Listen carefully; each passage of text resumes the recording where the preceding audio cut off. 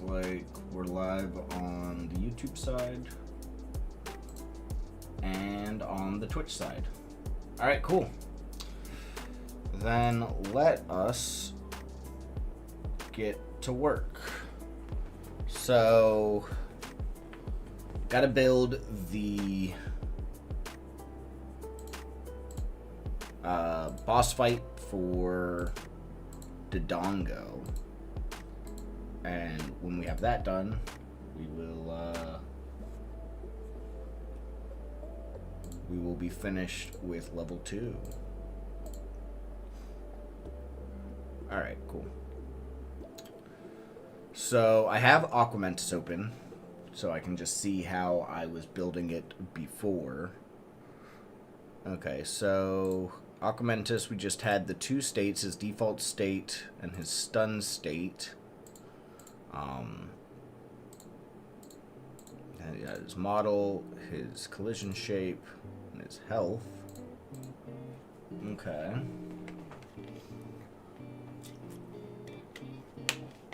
So, Dongo's going to be a little weird because he needs to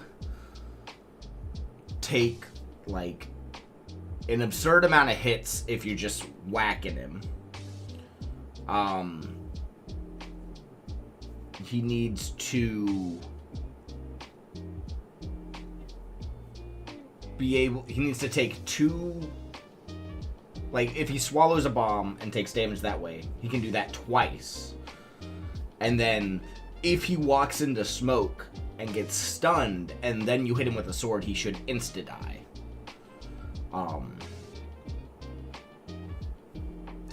And so there's a lot of variables to it.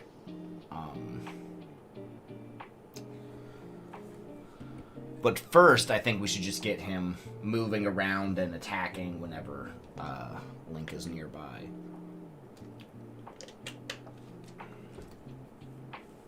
So,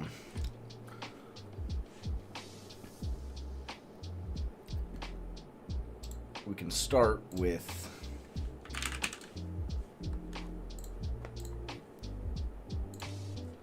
his character body.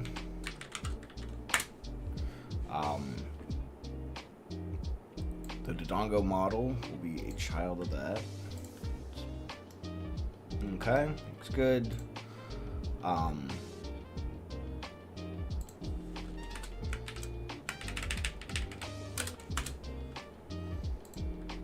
He needs a script, which will be Dodongo.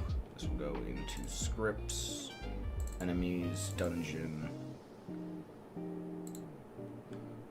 It's going to inherit enemy. Go ahead and create that.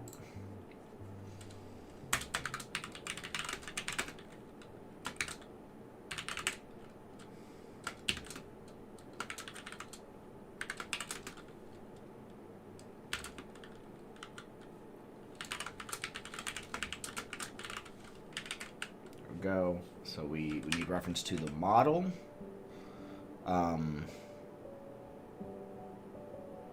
Oh, whoops.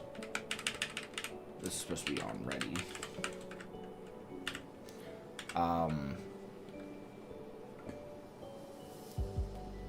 In the model, we need to grab the animation player.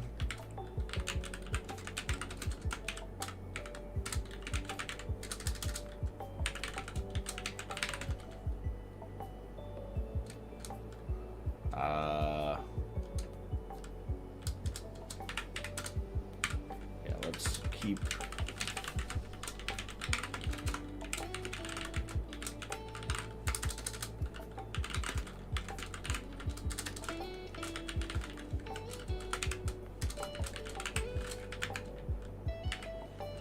there we go. And we need the color animation player, which is basically going to be the exact same thing.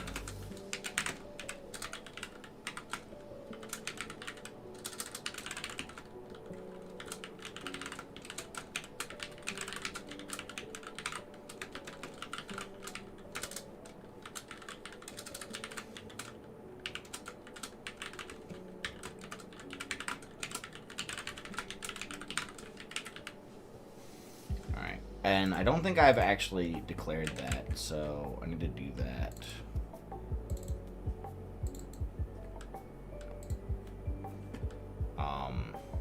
In the Dodongo model, let's move Aquamentus over here. We need a animation player, which will be the color animation player. And that's just going to have the hurt animation, which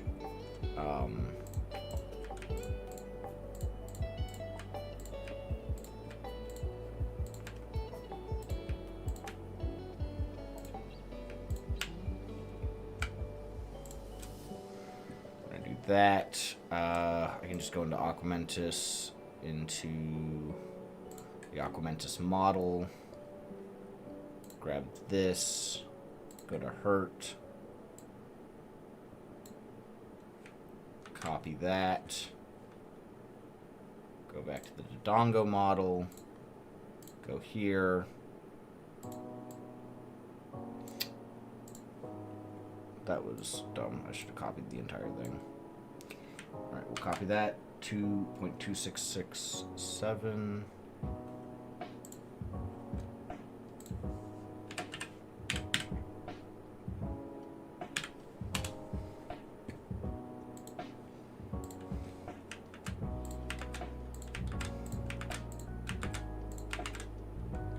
Actually,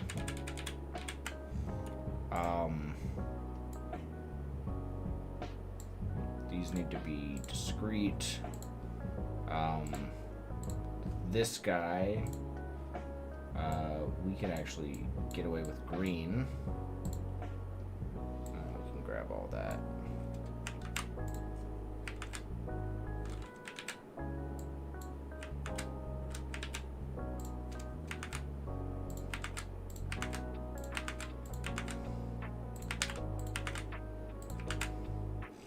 And then all of these need to be discrete.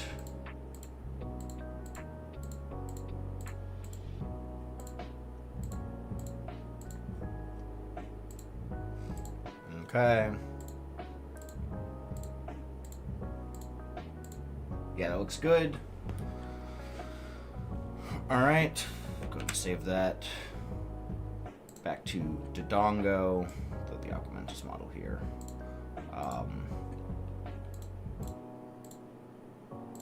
Back to this script. Oh yeah, we should probably add this guy's collision shape.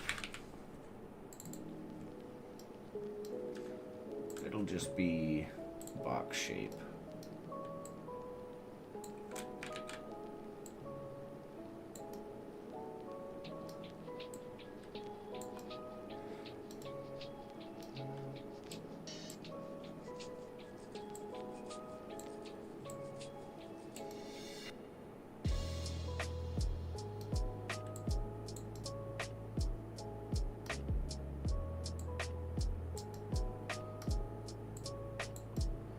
Do like something like that for his collision shape.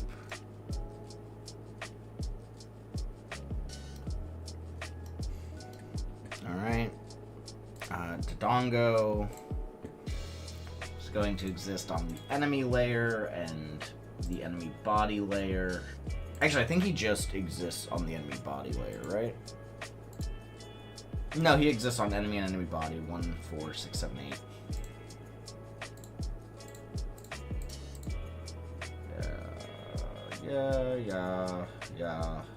Yeah, okay. Alright. Then we should add health to him.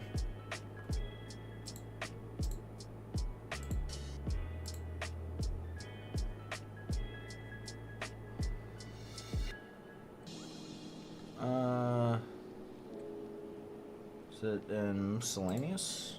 No. Alright, maybe I have to... It's just a script. Yeah, I can just add the node like that. His health, we're gonna make it not negative 30. We'll do like 30. That way it takes an absurd amount of hits to kill him with the sword. So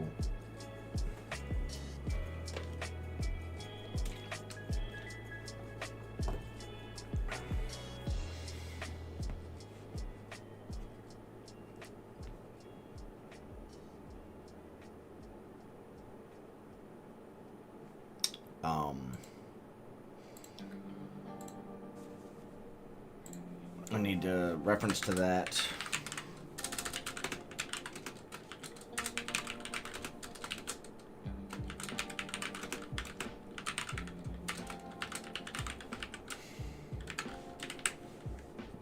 Okay.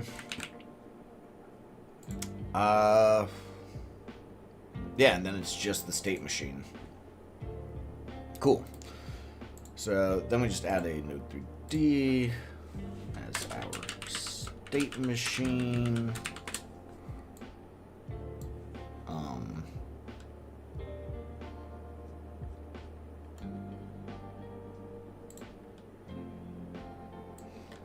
State machine.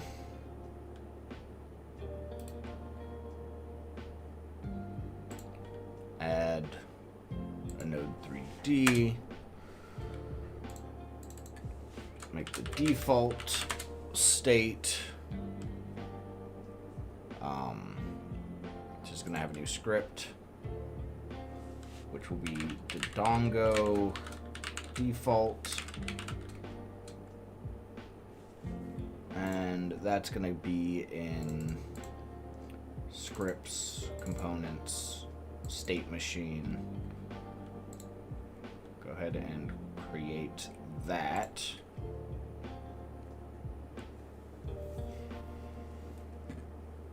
And then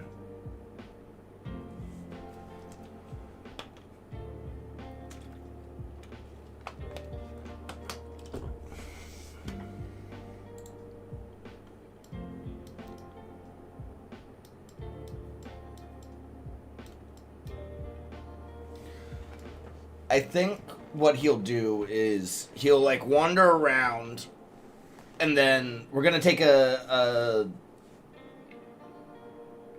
aspect of the ropes, right? And we'll make it so that if, you know, he sees you in his line of sight, he's gonna charge. And yeah, I'm gonna make a charge animation. And that charge and if he hits you with that charge, that'll do damage.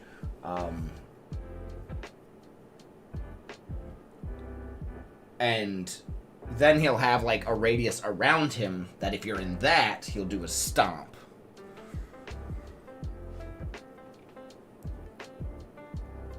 Yeah, okay, so I'm gonna go back to the Dongo model, and I'm going to make a charge animation, because his walk animation, yeah, like that's just a walk. So I create a new one, charge.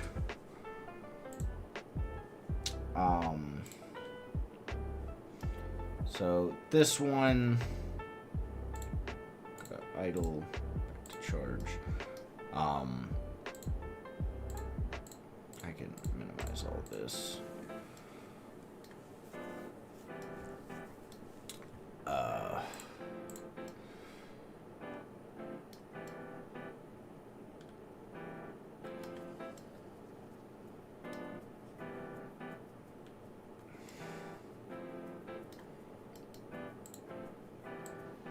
So I'll go back.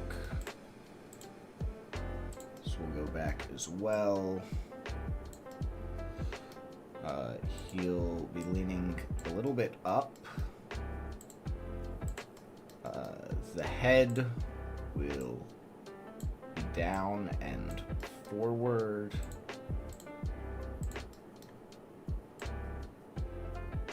Bees will be forward.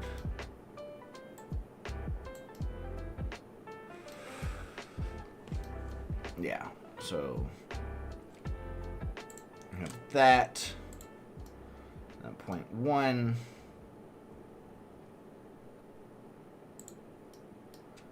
It's going to land that up, maybe forward slightly.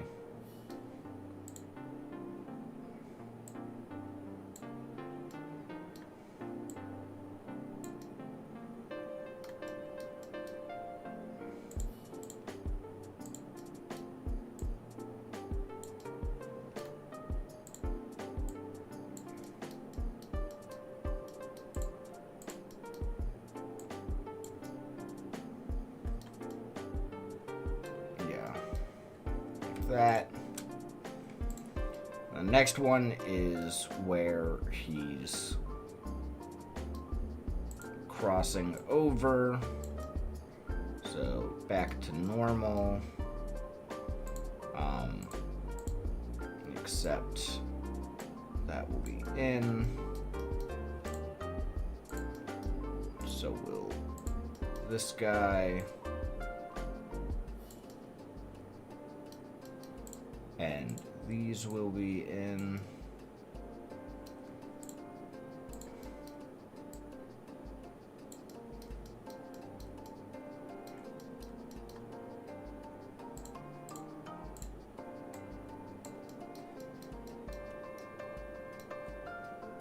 And this will be down.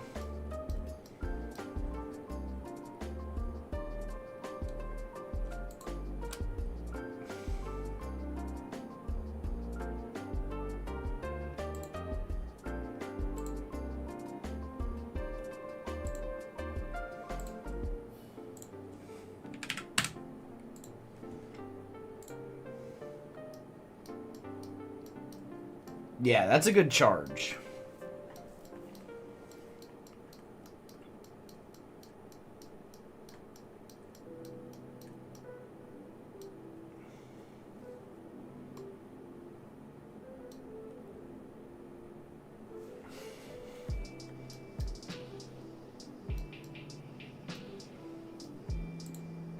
Maybe even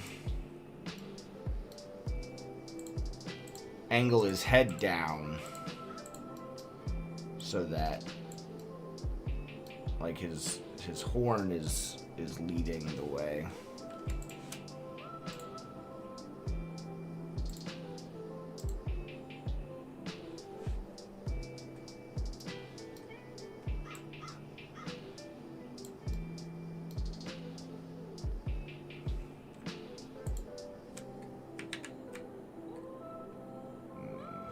I see. These need to be there. Those need to be there.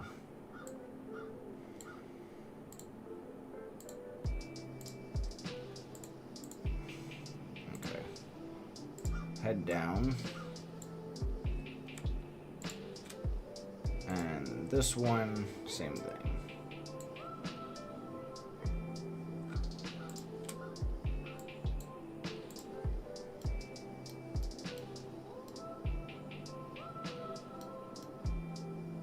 Yeah, okay. That looks good.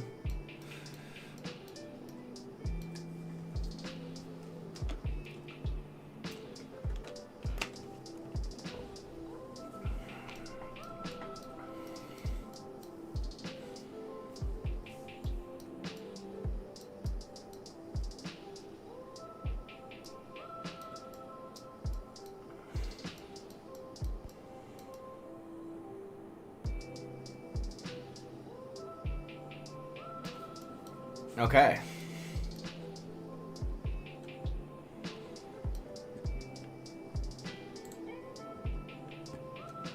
Save that. So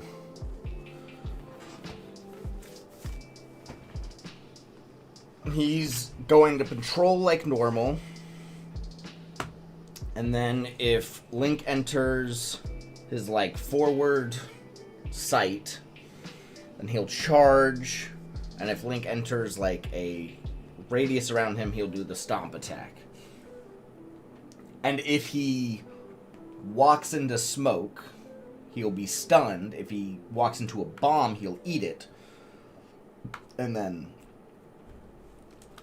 you know, take the damage from that.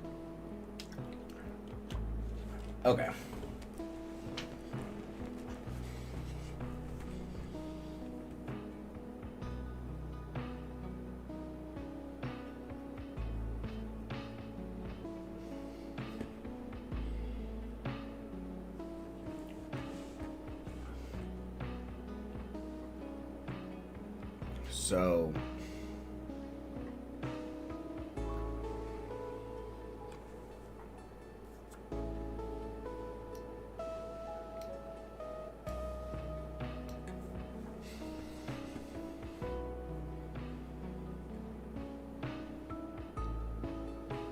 So his default state's just going to be a simple enemy patrol.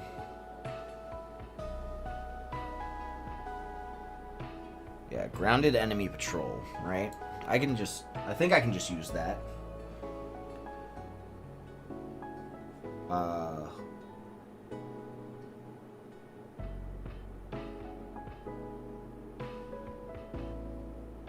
Look at movement. I don't. Alright, where am I using that? Oh, that's just like, do they look at the direction they're moving? Yeah, okay. Okay.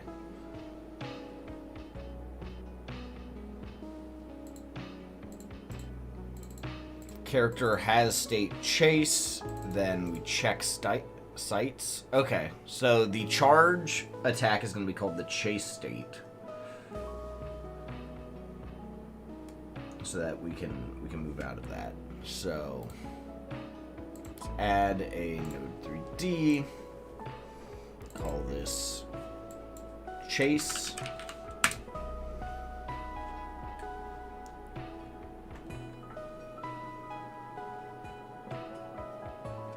Okay. And check sights is something we have to put on Dodongo. So let's do that.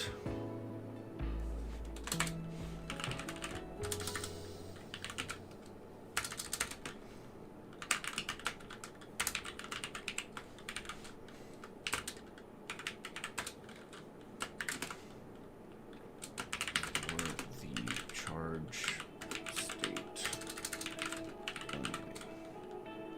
Well, no. So this needs to determine what state we go into.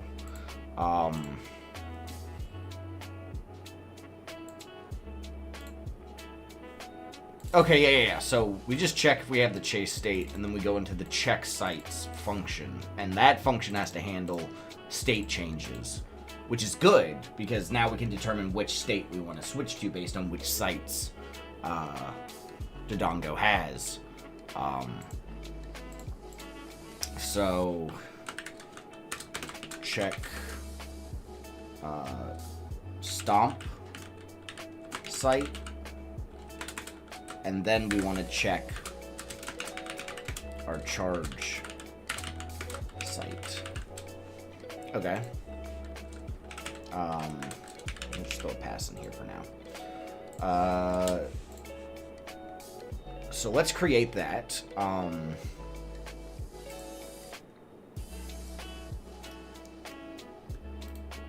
So we'll add an area 3D. This will be our stomp site. And we will access its unique name. It's going to have a collision shape, which will be a cylinder. Alright. Perfect. Alright, and the radius. We're going to pull it forward a bit. So if Link is within this area, he's going to do the big stomp. Well, let's make it slightly bigger so that if Link's in range to attack him, he's in range to stomp.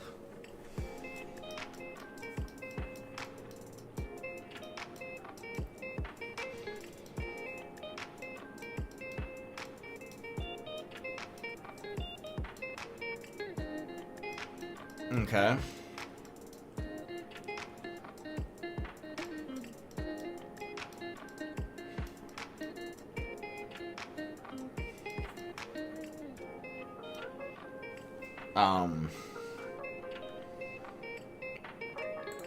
This doesn't need to exist on any layer, but it needs to mask with Link. Alright. And then, so in here, let's also make sure we have our stomp state.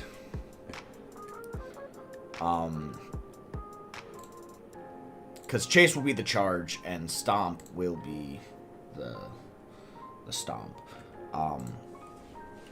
Let's go ahead and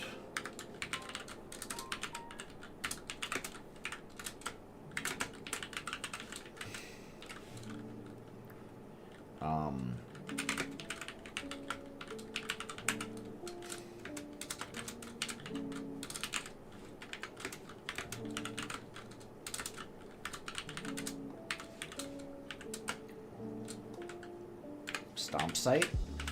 Okay. So we will do for body in stomp site dot get overlapping bodies if body dot is in group Link, then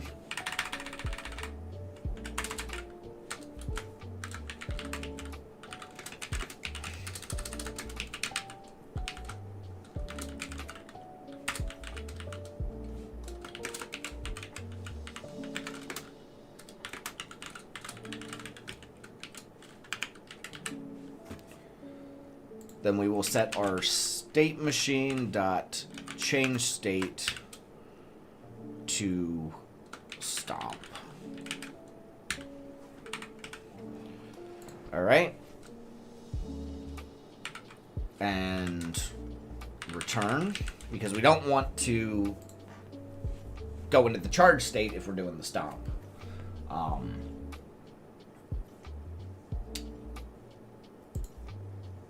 So, let's go ahead and create that charge site.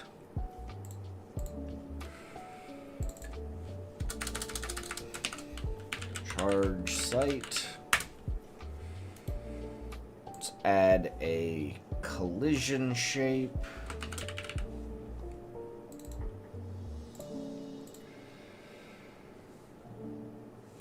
Hey, thanks for the follow, Borderline Bad Gaming.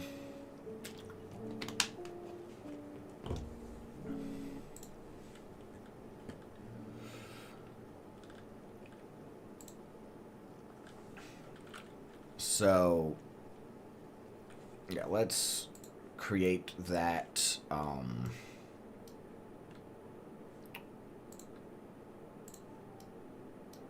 that check. Actually, we're going to, instead of using an area, we're going to use a shape cast.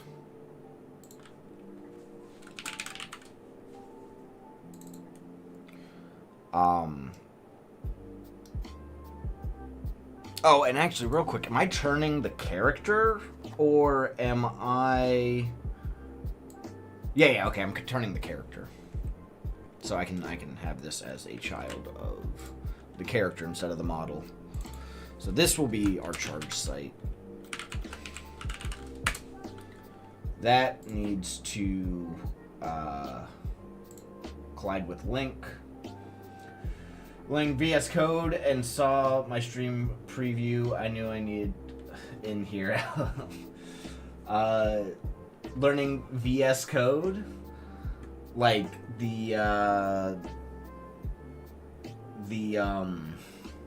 IDE.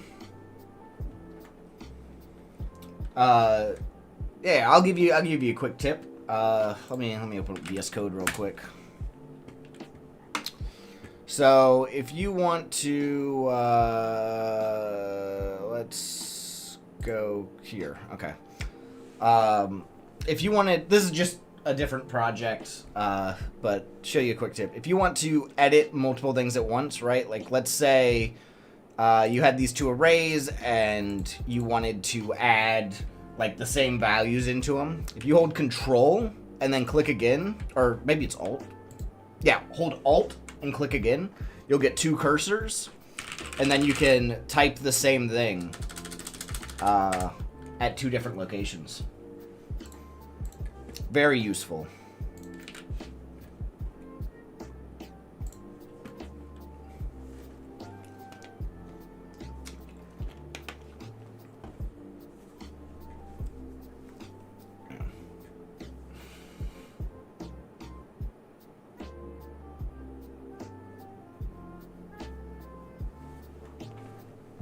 Yeah, no problem. I was using VS Code for this, but the VS Code add-on doesn't it doesn't keep up with Godot releases as closely as I would like, and so I'm just back to using the built-in script editor for Godot.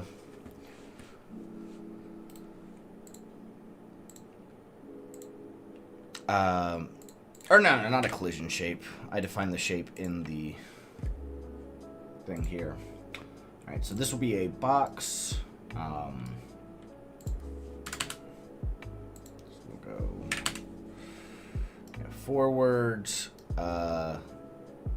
guy will be positioned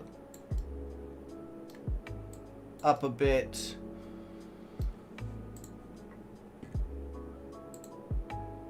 Let's see. So X, let's make this 1.4. All right. And that's good. And then forward, it'll go like 32. Yeah, that should cover any stretch of a room.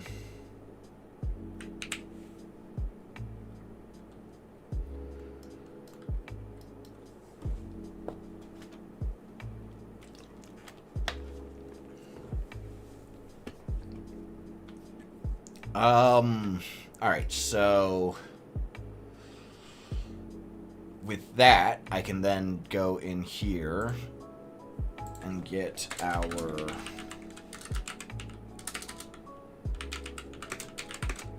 charge site, which will be a shape cast 3D. And we'll use our charge site. All right, and then in here we can just say if charge site dot is colliding and charge site dot get collider dot is in group link, then our state machine dot change state to chase. I really wish I could call that charge, but without modifying how everything else works, I can't. Okay, what is wrong with this? Good collider expects at least one parameter, yeah? Oh, yeah, index 0.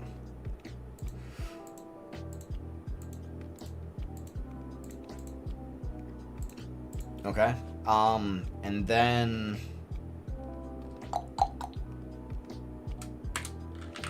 turn And that should handle check sites and changing states. Now I need to make those 2 states. The stomp state is going to be real simple. Go ahead and create that.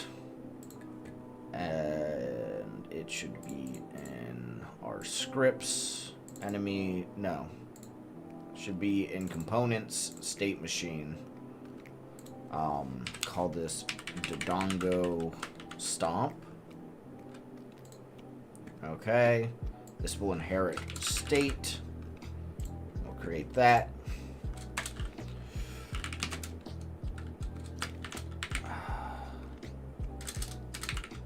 There we go. Make our enter function. Our exit function. Our physics update function. And our update function. There we go. Now, in this state, when we enter, we are going to set, or actually, real quick, we need, or I should have reference to it. I can say character dot animation player dot play stomp.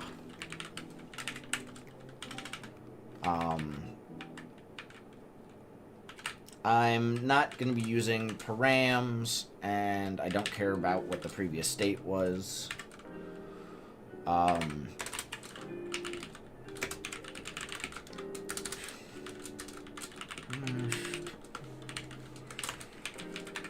And we got the anim, and then in here we also need our character.animation player dot animation finished dot connect to animation finished and connect one shot.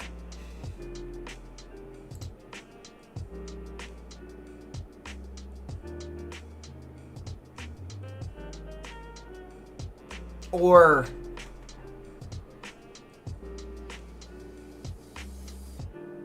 no. Better, easier way to do this is in the exit to just character animation player dot animation finished dot disconnect our animation finish function. Okay. Then in here, we'll verify that anim is stomp.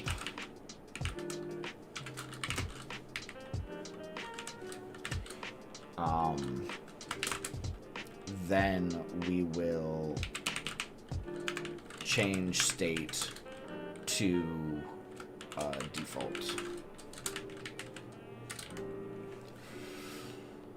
All right.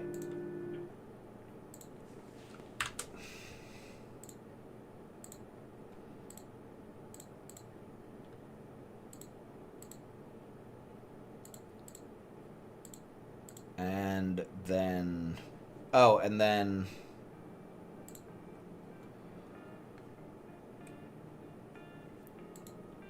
let's add a stomp cooldown.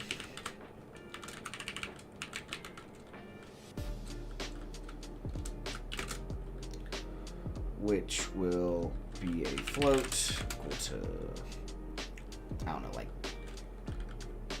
2 seconds. And then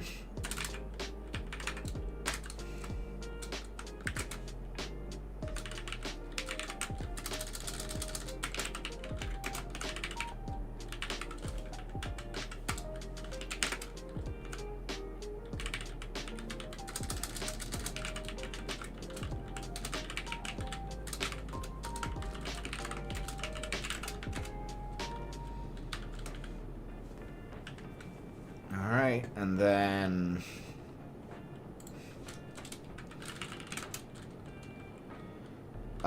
in our process, I need delta. Alright, see you in a bit. we can say if our stomp cooldown timer is greater than 0, then it will minus equal delta.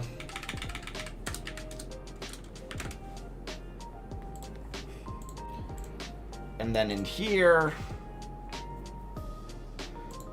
body is in group link, and stomp cooldown timer is less than or equal to 0. And we'll do that, and we'll make sure to set our stomp cooldown timer equal to stomp cooldown. Another thing I have to make sure is that we're not decrementing unless our state machine dot current state is not stomp.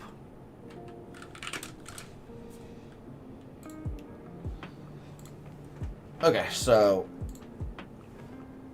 he'll have a 2-second cooldown between stomps. That might actually be a little too generous. Let's make that 1.4 seconds. Okay. Back to the stomp. So it plays the stomp animation, and then when the animation's finished, it changes states back to default. That's fine. We can do that because we can handle the hitboxes within the animation itself. So we'll do that over here. Let's see our stomp animation. Okay, right here. Let's go ahead and add an area 3D. This will be our stomp hitbox. This is going to have the hitbox script attached to it. Let's add a collision shape, which will be a cylinder. Move it forward there.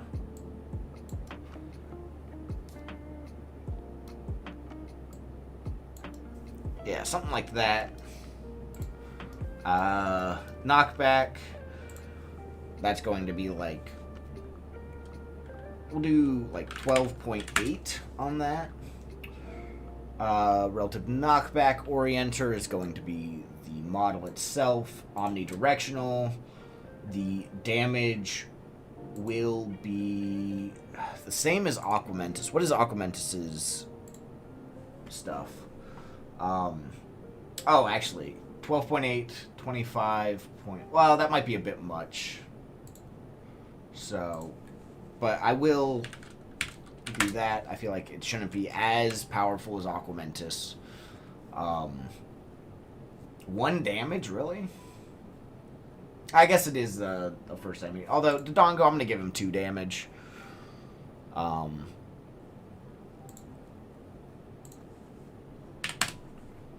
It's not magic.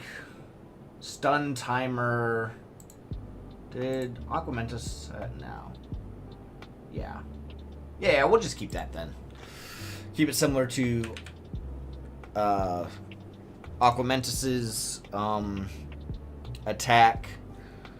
And then Aquamentus's particles, we're going to copy that. What's wrong with them?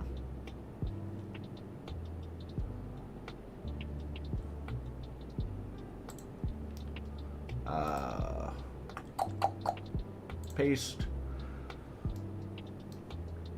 Now let's turn that off. Let's see. Yeah, that looks good. So I can just turn on emitting when he does that. The stomp hitbox, we can add a node And this will be collision shape enabler, and then I should have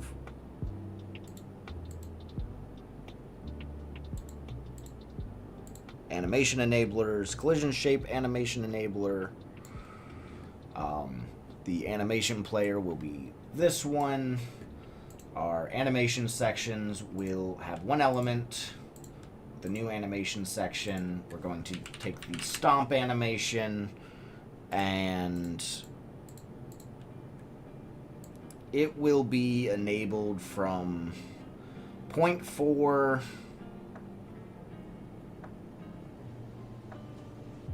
to 0.6.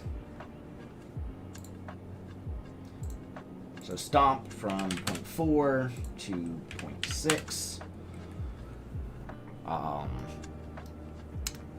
The collision shape will be disabled. Alright. So that looks good. The GPU particles should emanate from there. Alright. And then in the animation players, we're going to add that, except this will be true. So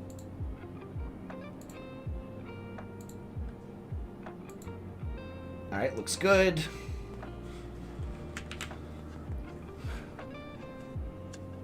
And then the stomp hitbox will activate accordingly. Let's make sure that we have the right collision layer. So 3-2 is what we want on that.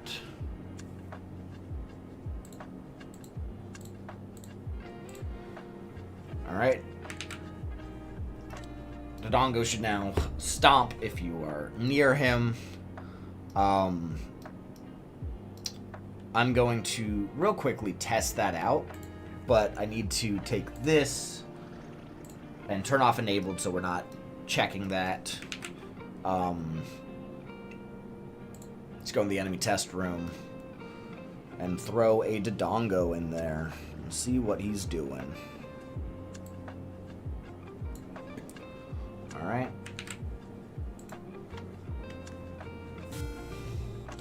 Ah.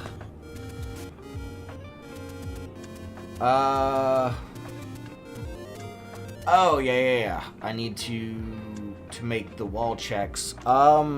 Just grab that from... who has that? The rope. The rope has... Yeah, alright. Let's copy that.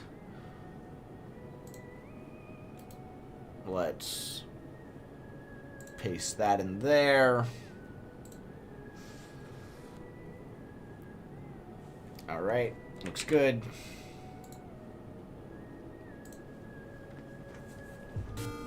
Oh my gosh, I forgot there were Moldorms in the test room.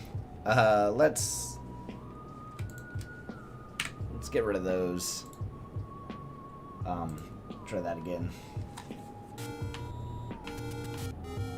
Now he's not exactly moving. I need to set... Well, his stomp's working.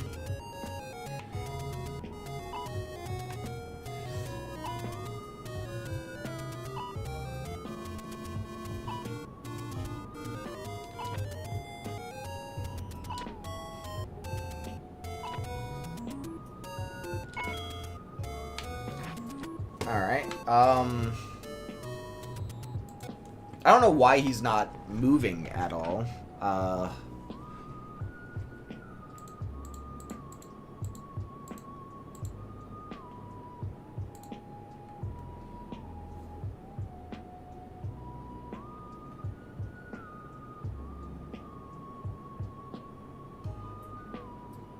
Oh, I see. I have to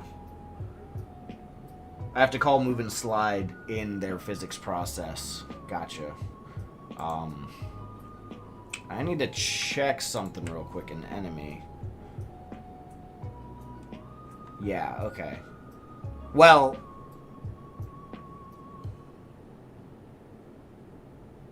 Yeah, that's fine.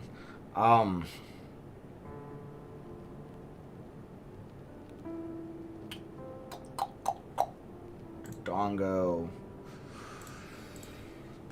Let's make sure to call super function. And then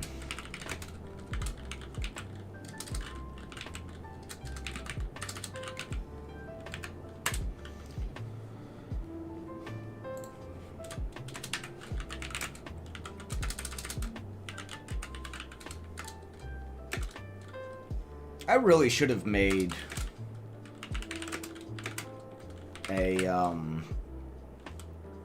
a global gravity variable, but it's too late to go back and do all that. So just grab that code and throw it on Dodongo. Alright, there we go. Now if I go to the enemy test room, he should be moving around. Yeah, look at him go! Dodongo! Alright, I need to fix his offset. Alright, so the target offset should be 1.8. What drop group is Dodongo in? Dodongo Zelda 1 enemy drop groups.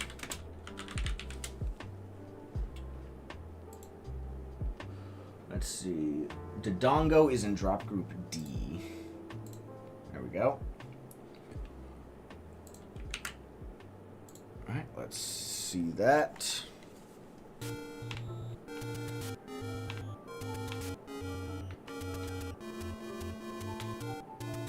I don't think Dodongo should stop.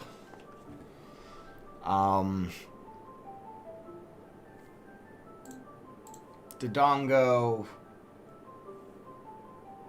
default state, turn off can stop. Alright, let's see how that works.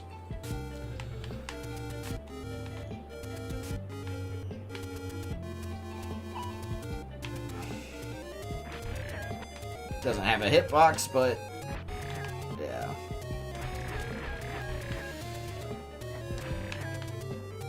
Okay, cool. He's doing his thing.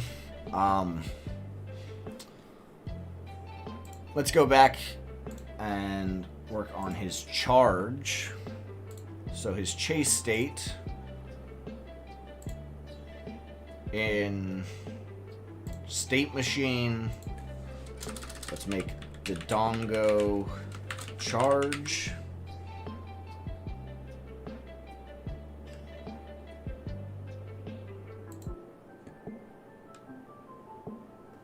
Which will inherit state. So enter state, the exit state, the update state, or not states, they're functions, and the physics update. Okay, so let's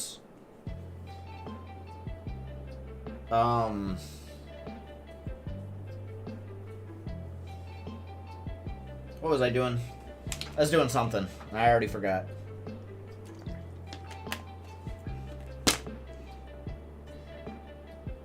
Yeah. So I need to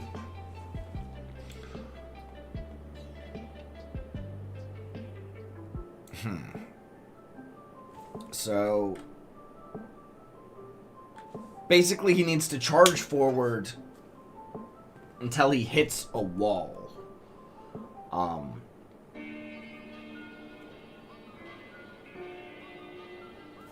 And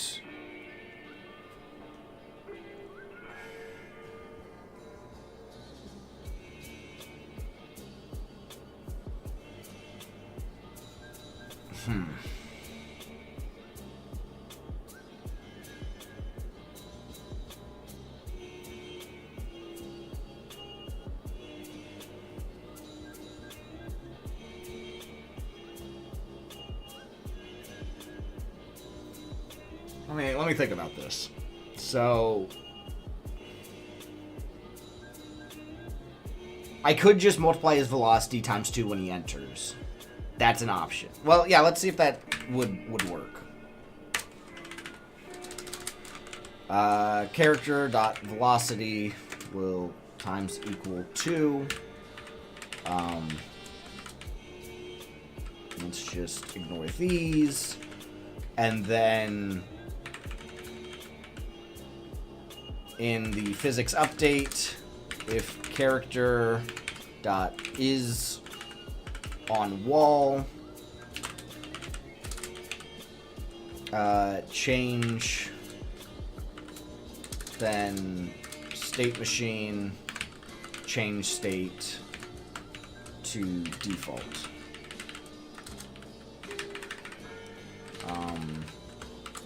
We can ignore all of these. Oh, and when we enter character dot animation player dot play charge. All right, and then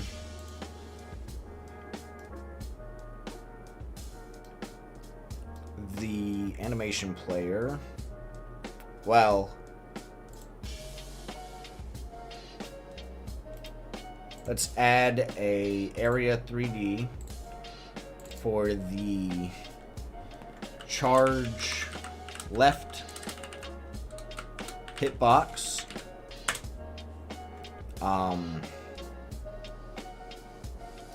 Which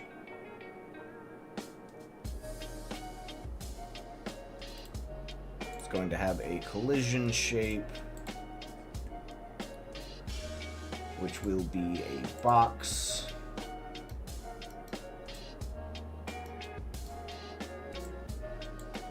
And it will exist on his left side.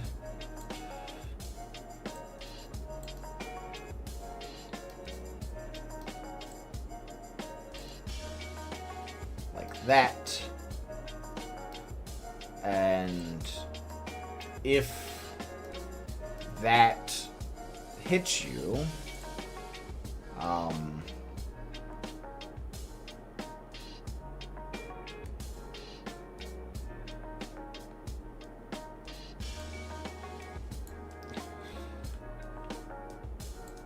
use that. The knockback will be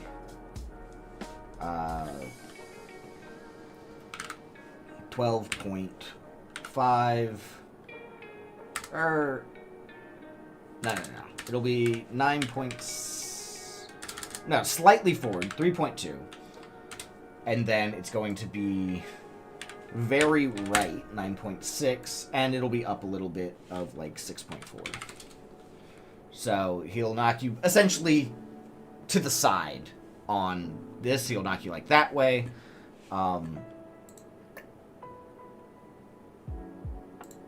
Make that 1 damage. And then we'll duplicate this to make the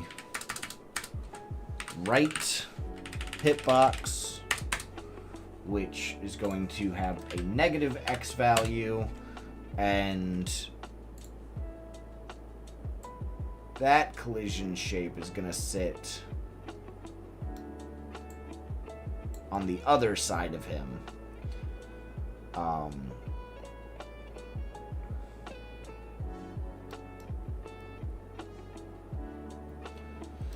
And then these guys are going to have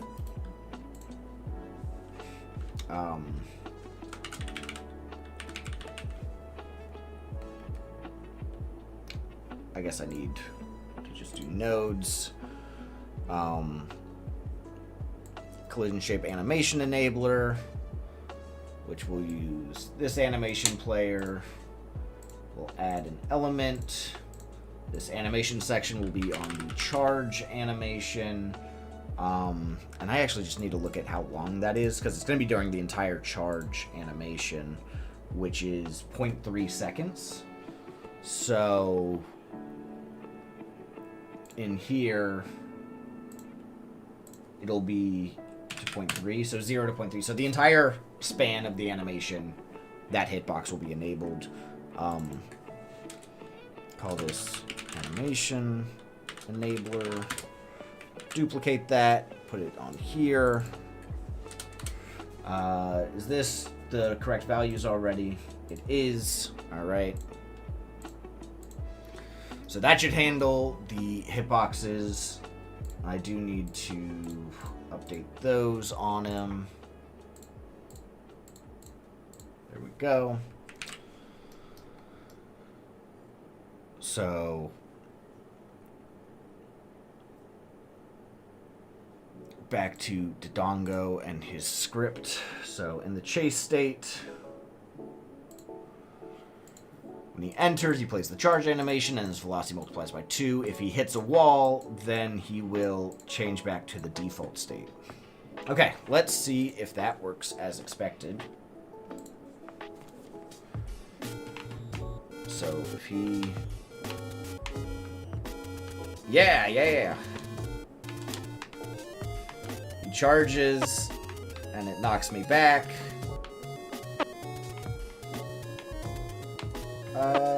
Okay, the Z value is incorrect on that, but that's a simple fix. So in the, well, here, the Z value needs to be negative.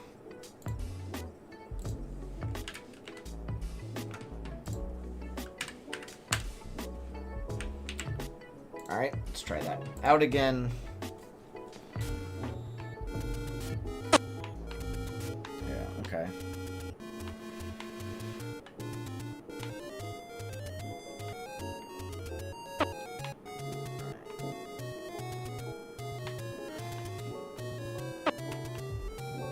Yeah, that looks pretty good.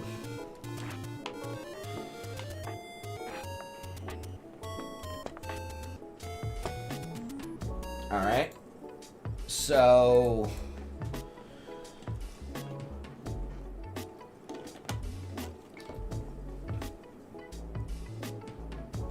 I just need to do all of his, like, hurtbox stuff.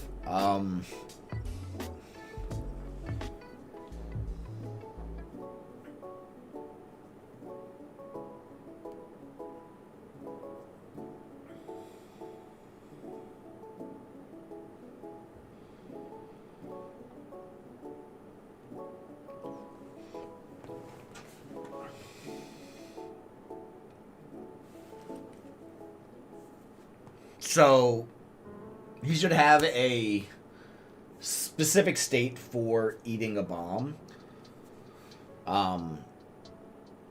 Where he stops moving, he does the mouth open animation into the stunned, like, animation. Then he also needs a specific smoke stun state when he walks into smoke, which shouldn't do any damage to him, but should like put him in a stunned state.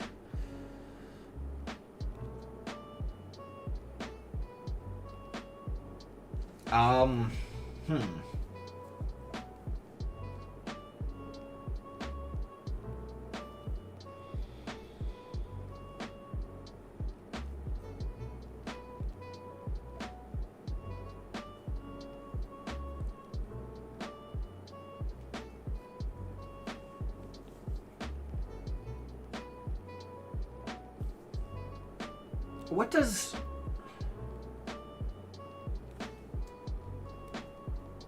In the original, when he walks into smoke, does he, like...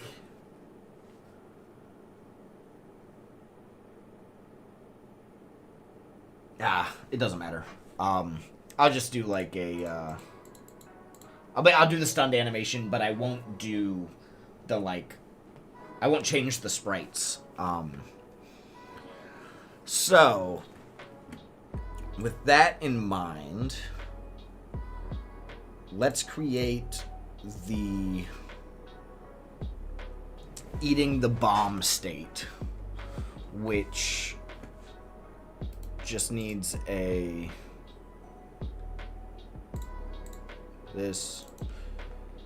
call this eat bomb, and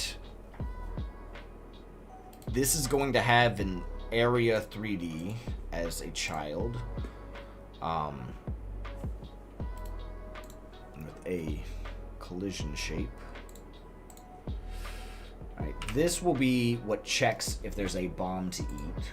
So this would just be a box collider, just right in front of him.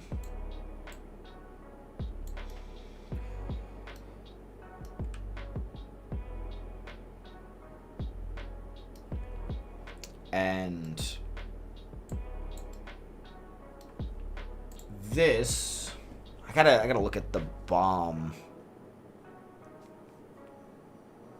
real quick. Link bomb. So this guy exists on the link layer. Okay. Is he in a bomb group? No. But his script.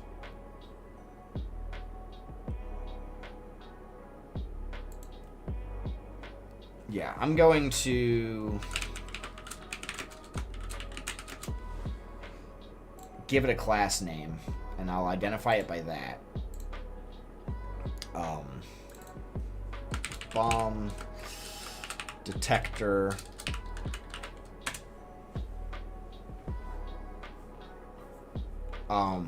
I'm gonna make an animation for Dodongo of him eating the bomb. Just cause I think that'll add a little charm to him. Okay, in his idle state, let's make a new animation. Eat bomb. And then, so he's going to essentially just like dip his head down and like eat it.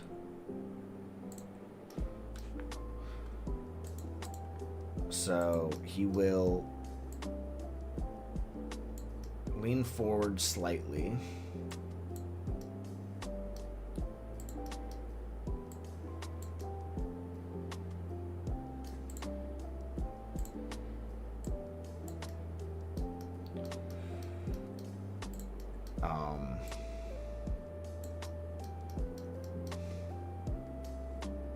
Actually, we'll make it so that his front legs go backwards.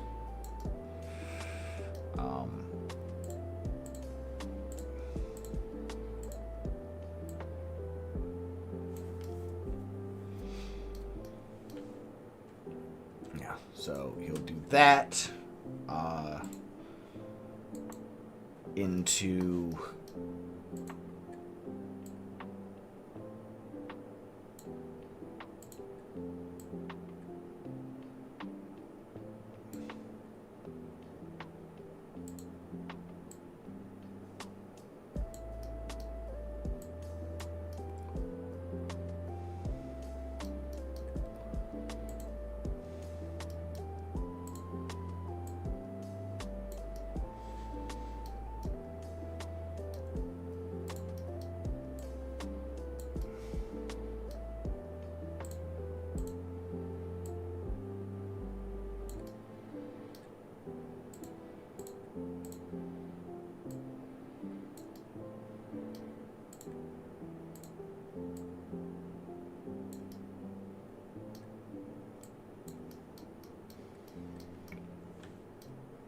something like that. And then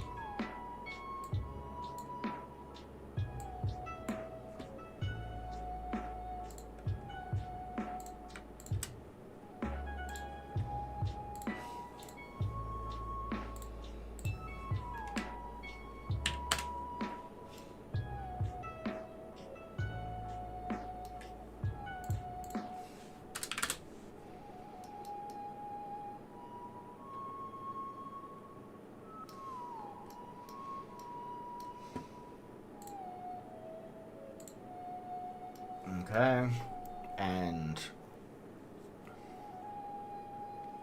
if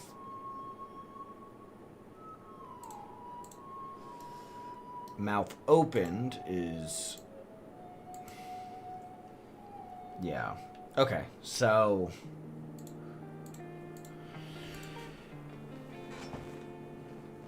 I need to make visible animation enablers for these sprites. So add a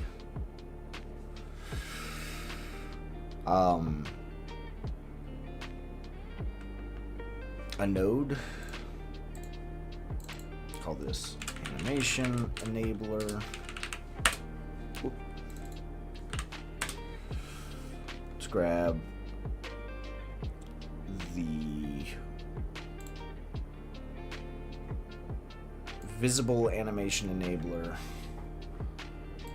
This. So the mouth open will be for eat bomb. From 0 to 0.3.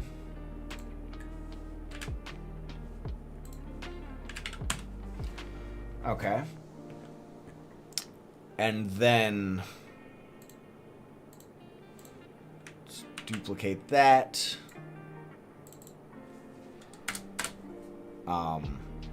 So mouth closed is going to be, it's going to have a lot more. So eat bomb is going to be from 0.3 to 0.4. Then we need another element of the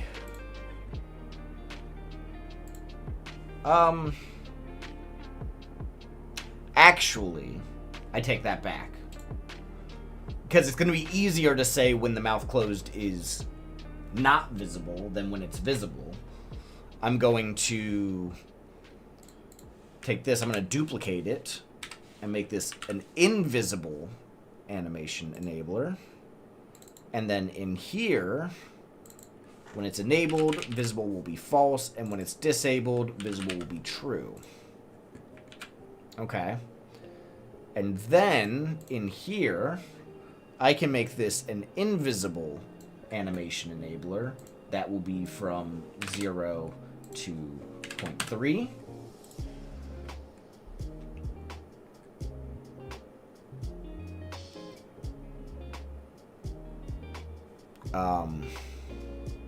This is going to be a invisible animation enabler.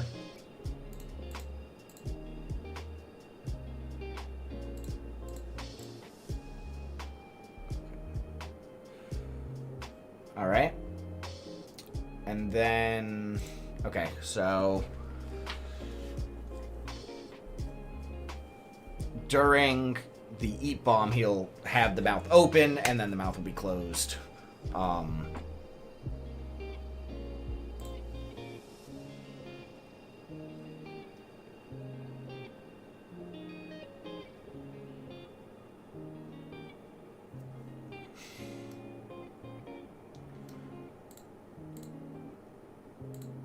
Okay.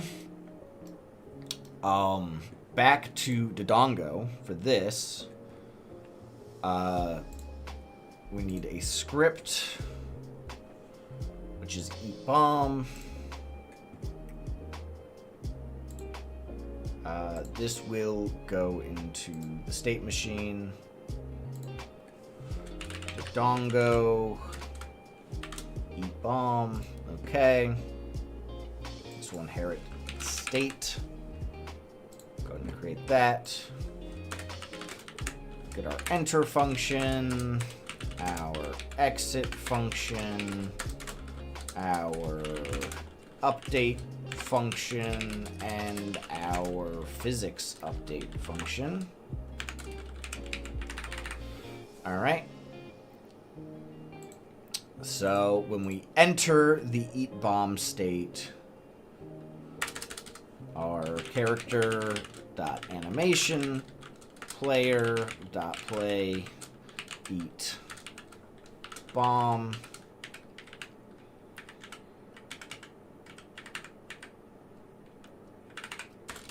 var bomb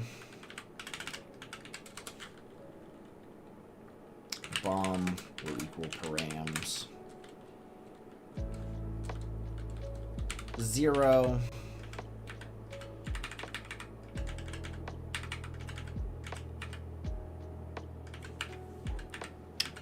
and then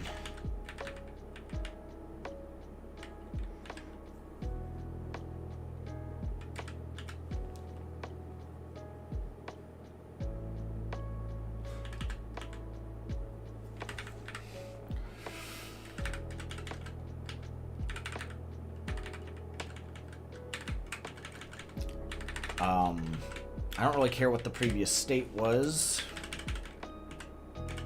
in the update function. If character dot animation player dot is it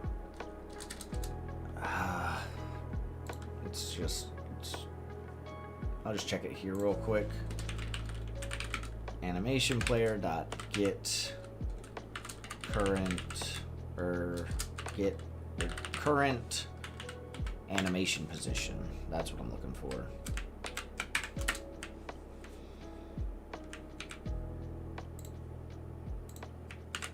Current animation position is greater than 0.2 and bomb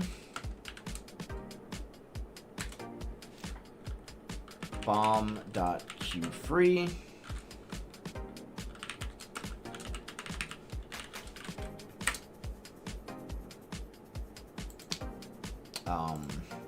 I also need to set up the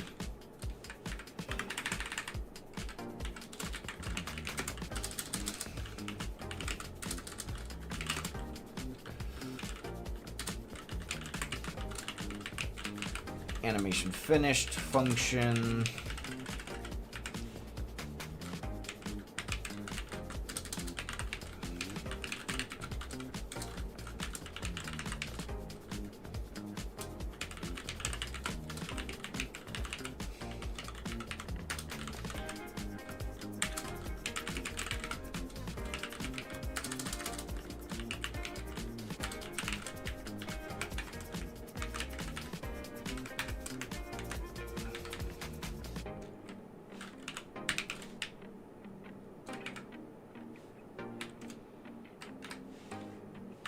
Okay. So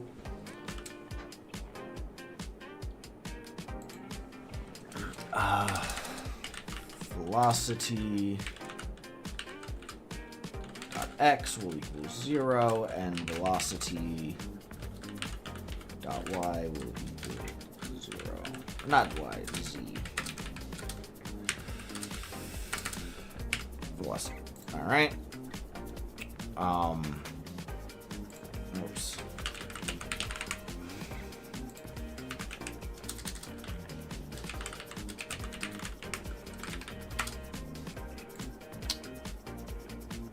So when an animation finishes, we need to check if anim is eat bomb. Then our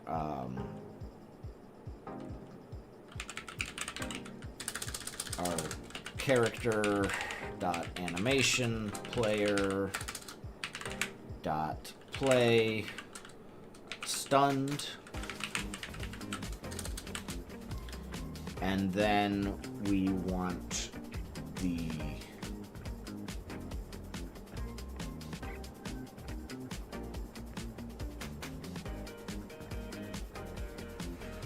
stunned, and then character dot health will minus equal character dot health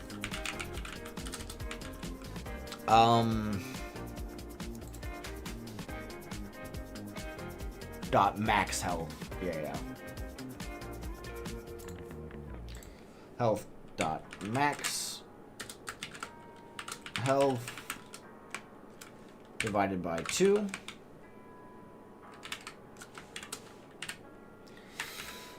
Okay. So eating 2 bombs will kill it.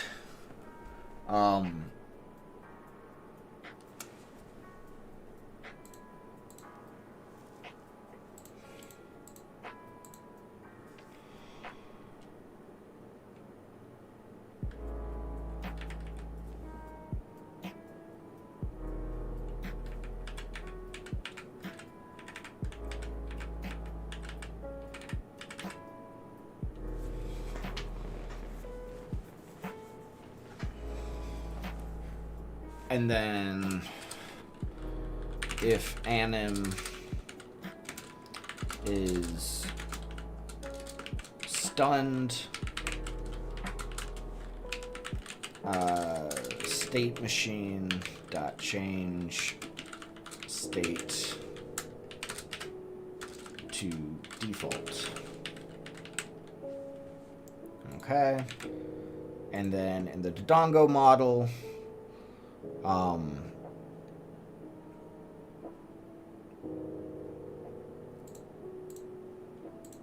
we're going to duplicate this, put it here, and this is going to be visible in the stunned animation, and that animation lasts, yeah, let's see, how long should he be stunned for? Like maybe 0.5 seconds. So this guy stunned till 0.5, and then this guy we're going to also add that it's invisible during the stunned animation from 0 to 0.5. Then we need to add these to the body. So duplicate this and put it on the normal. Although in here, we want to cancel.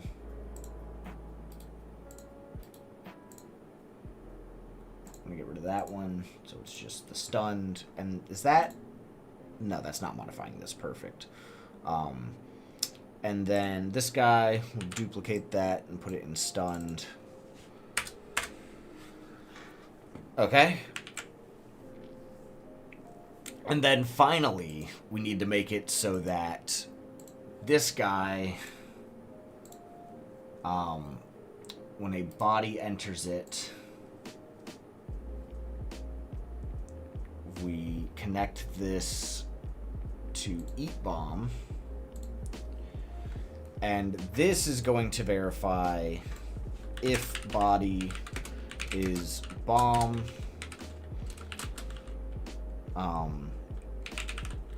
state machine dot change state to eat bomb, passing in the bomb. We're not using delta. Okay. So with this, he should eat bombs.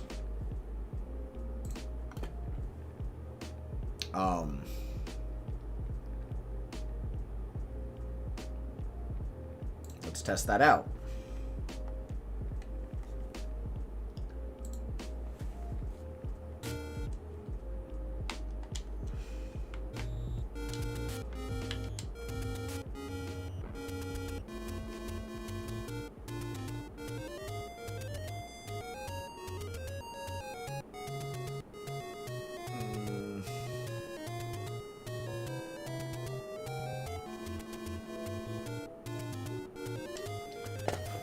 Uh...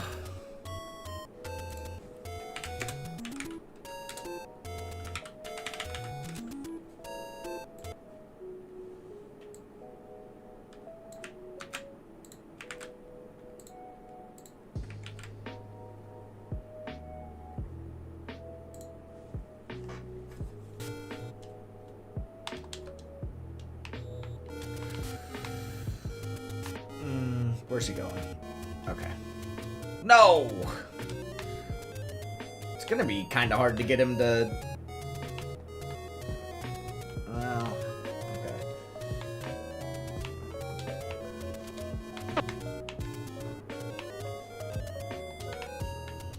Maybe the bombs explode too quick?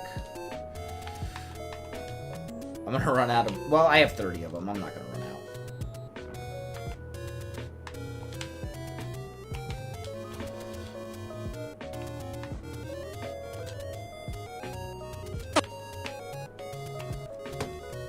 Okay, yeah, I think I made bombs explode too quickly when I made that adjustment to make bombs explode more quickly.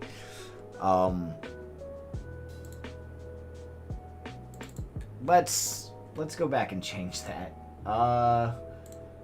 Let's give it a 2.5 second fuse time.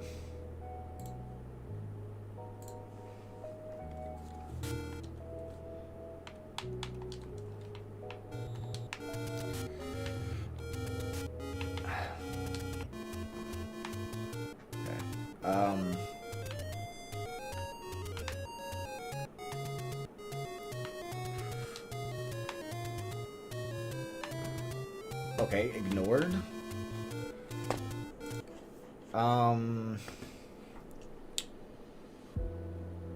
Dongo model. No. Dongo, bomb detector, collision. Ah. This should just mask with Link, because that's where the bomb is. And let's... Yeah. That should be good. Alright. Let's try this one more time.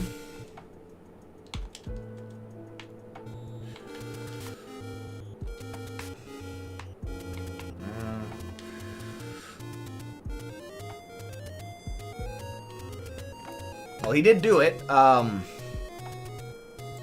that makes sense. Health is a script, not a thing. And it's take damage, and I pass in that.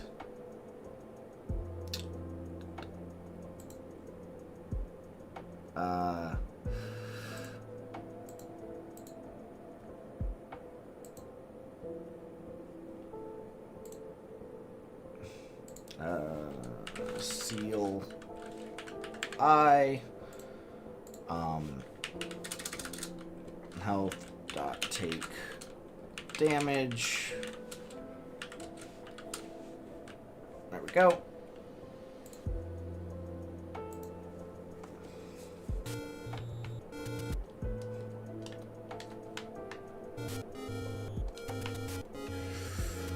Oof. Okay.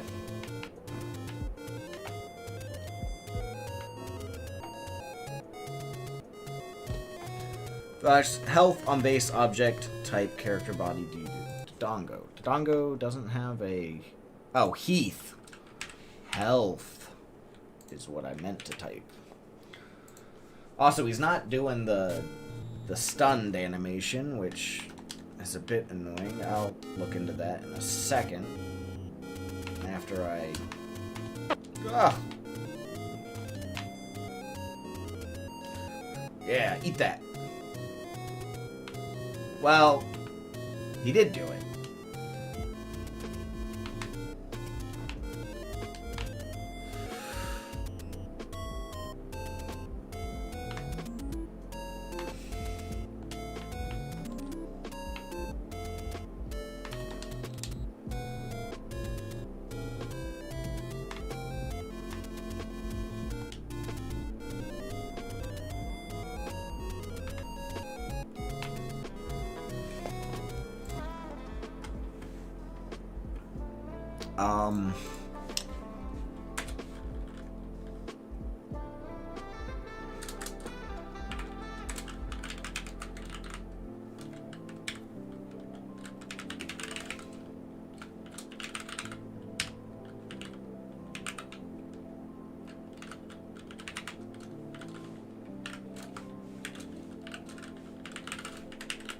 Okay. Now... Let's see.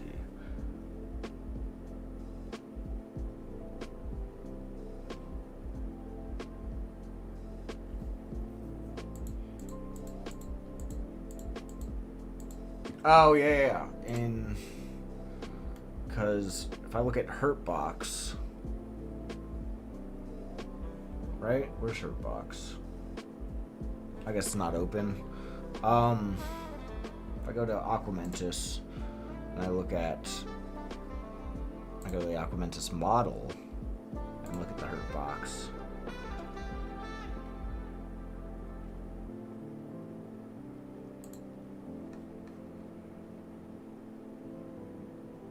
Aquamentus on Hurtbox hit. Okay, Aquamentus. Okay, yeah. And then I was doing this here. Yeah, I need to do this check. In Dodongo's Eat Bomb.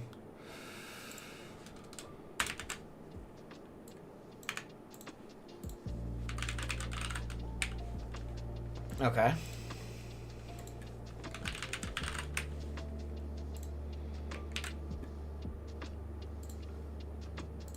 Okay, let's test that out.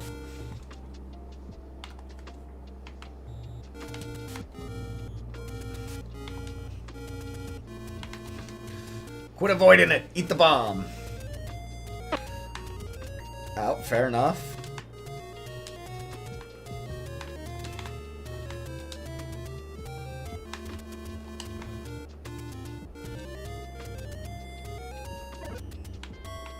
Alright.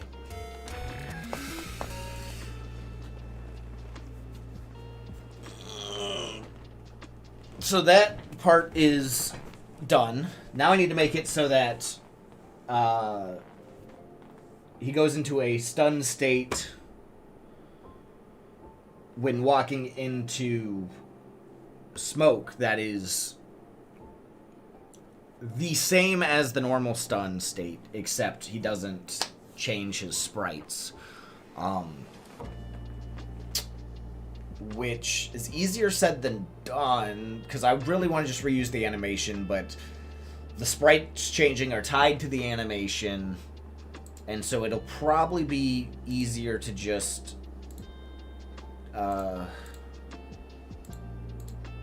stunned, duplicate, and make smoke stunned, which is just the exact same thing. It just doesn't have the stuff with the sprites changing.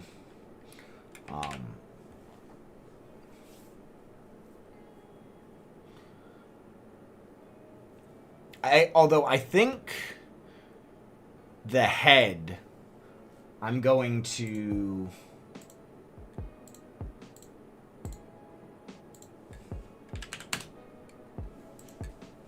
still change the head, just not inflate the body.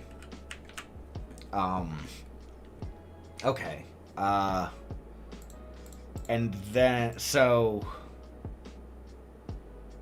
in Dodongo, we need to create his hurt box. Area. This will be his hurt box.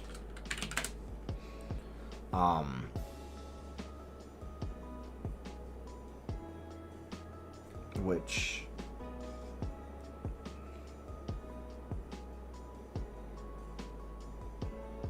yeah, okay. We'll add a collision shape.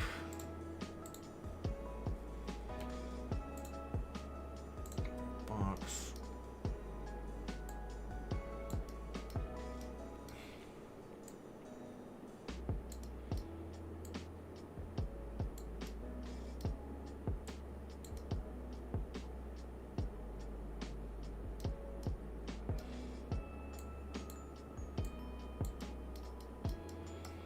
You know, pretty big.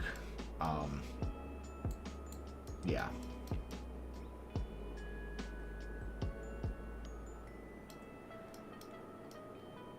And then...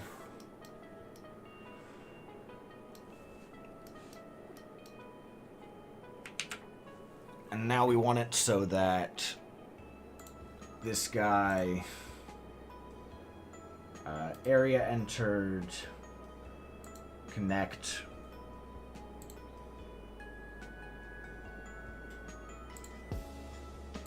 Connect that.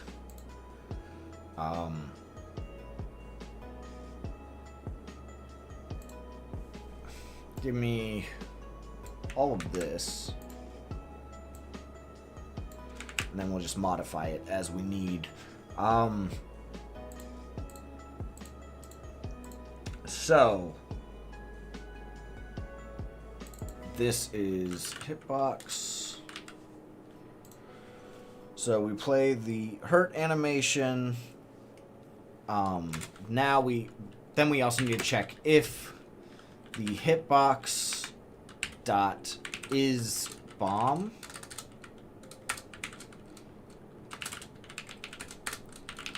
Else we take the damage.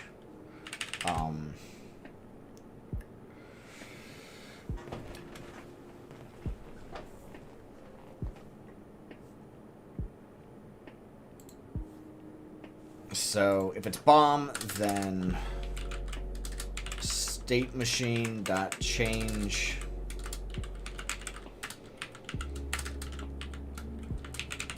state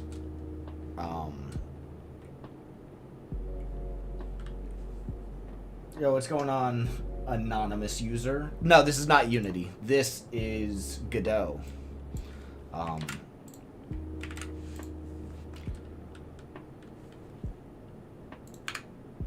So we'll change our state to... We'll just call it stunned.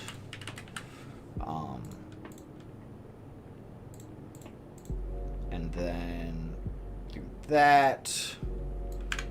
If he's dead, well, we don't need all of this.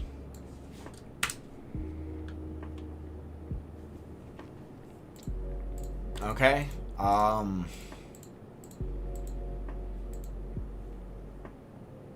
Okay, buzz bomb, then we do that, and then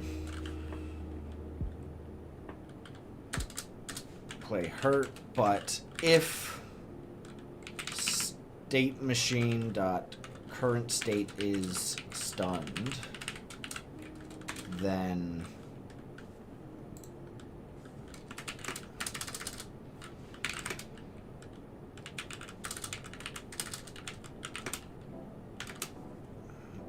do that, and if they're in the stun state, then that means they got hit with smoke.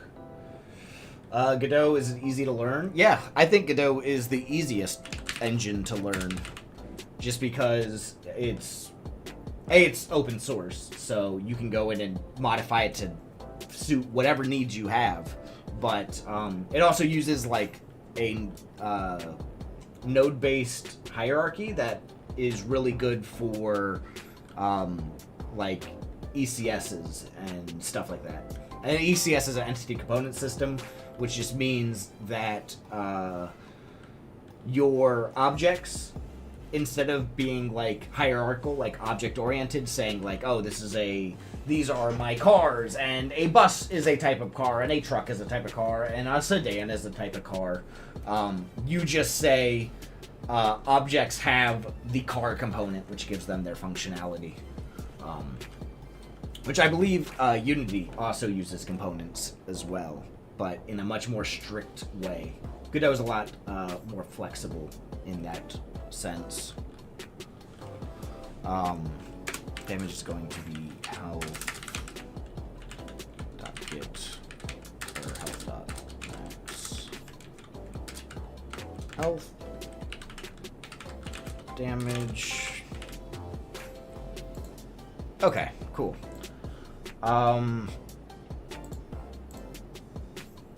That looks good. I need to create the stunned state, which should be pretty easy.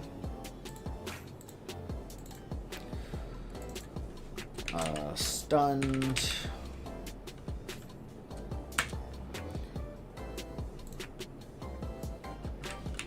Dodongo stunned, which will be in our state machine.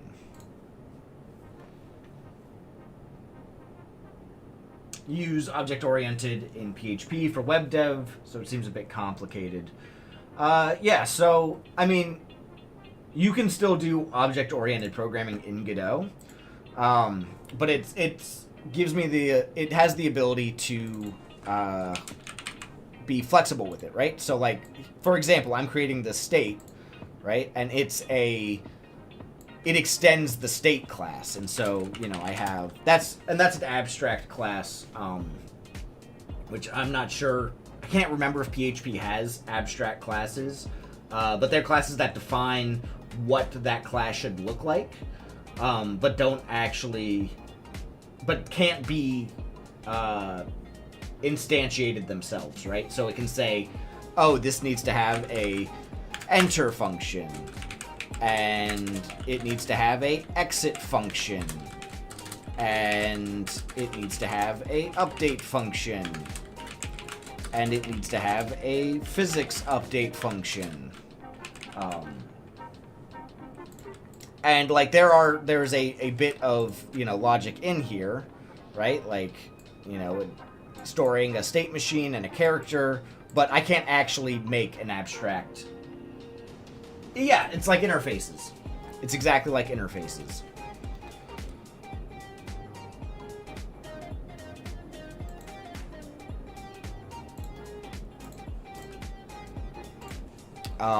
Okay, so when we enter the stun state, animation or character dot animation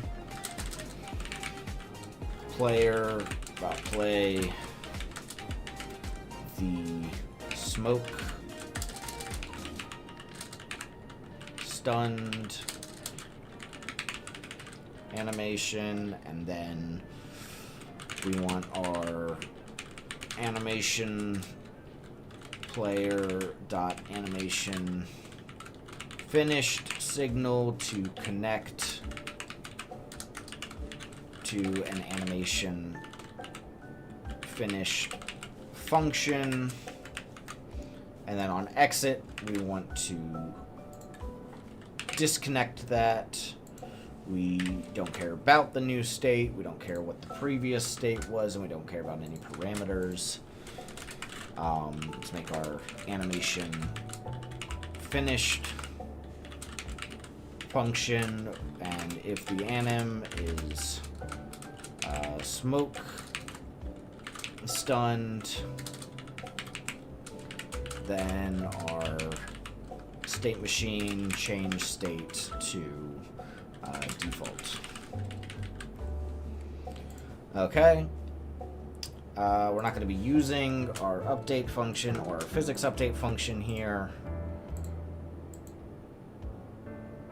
And that should handle that. So, theoretically, I should be able... I think that's just all the functionality for Dodongo done. Let's check that out. Nope. Oh, yeah. I must have hit insert or something. No, I just misclicked or something.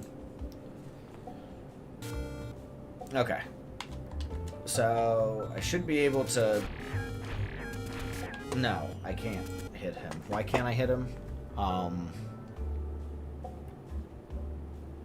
That's another thing. Dodongo Stomp. We need to make it so that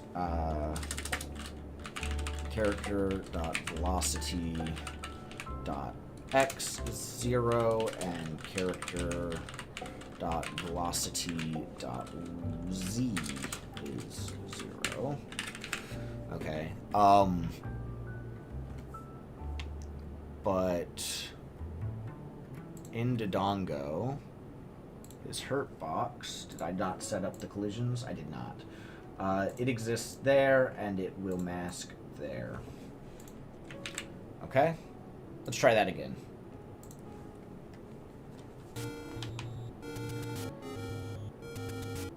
So, oh, jeez, okay. Yeah, okay, I can hit him. Let's see if I can hit him with the... No.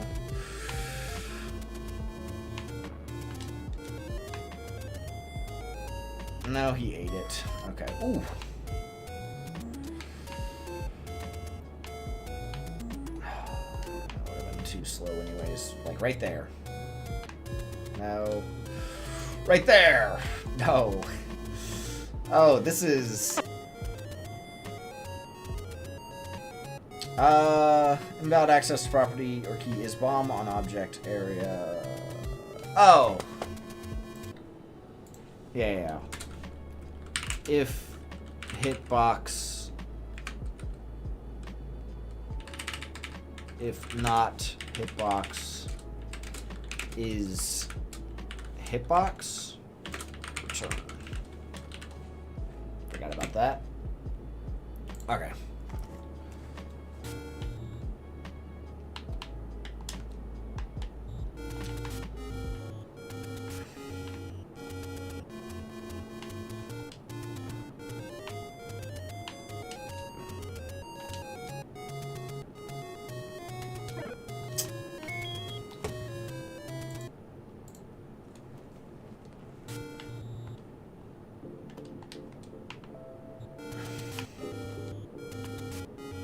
Oh! Oh, so close! Dang it. Right there. Right there. No. What?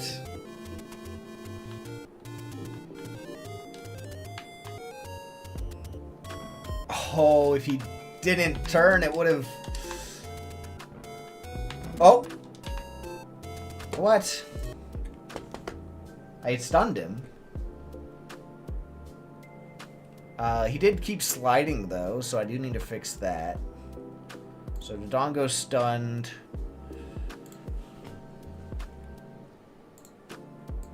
I'm just gonna steal this.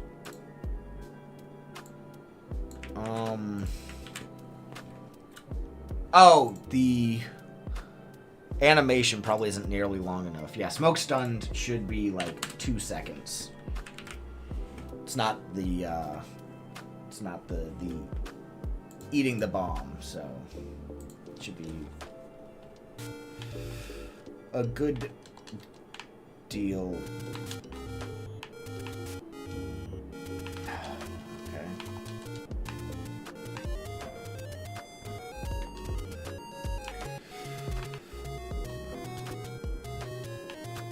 Come on. No.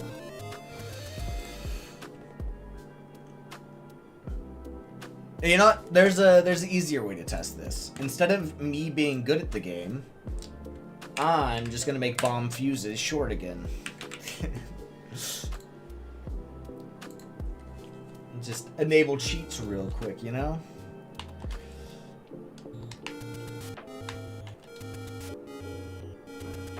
Okay. Yeah, and insta-killed. Perfect. Alright,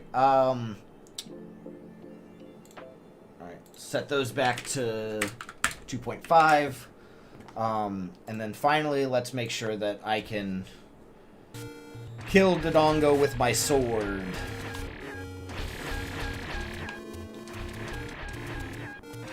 And make sure it takes a ridiculous amount of time to do that.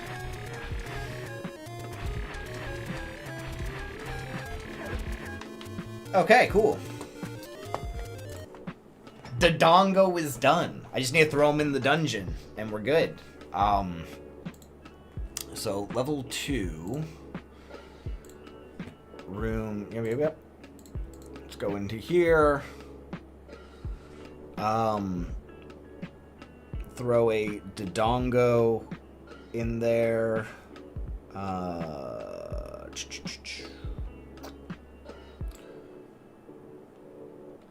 Dodongo. Let's put him there, and let's rotate him by 90. There we go. Okay. He should be in enemies. And then pickups, we need a heart container.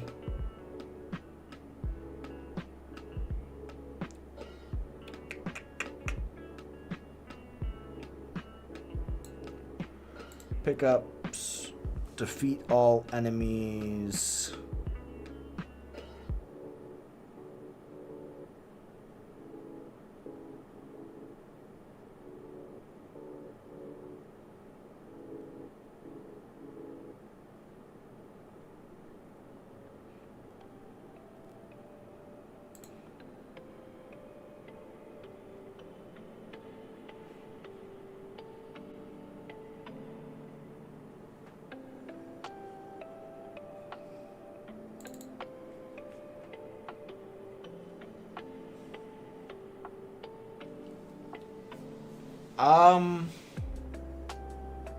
That's odd.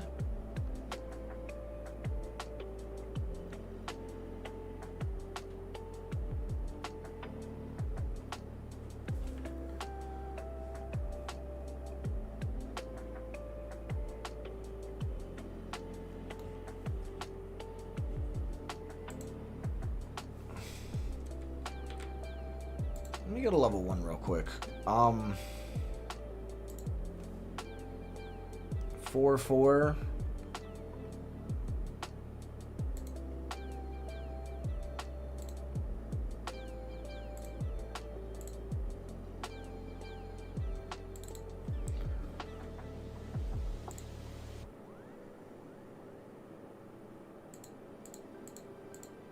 Why was I doing it this way?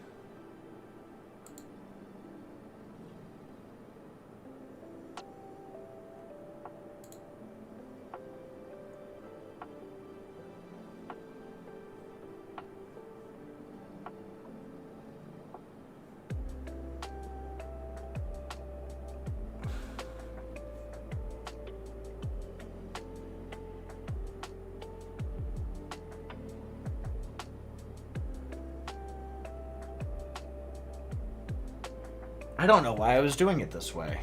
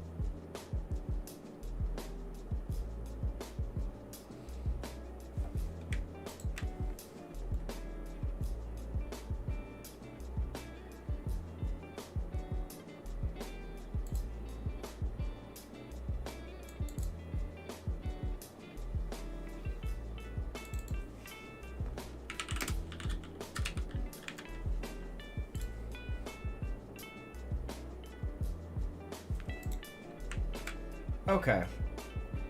Whatever. I will do this that way then. I don't know why I'm doing it this way, but there must have been a reason. Alright, heart container pickup, which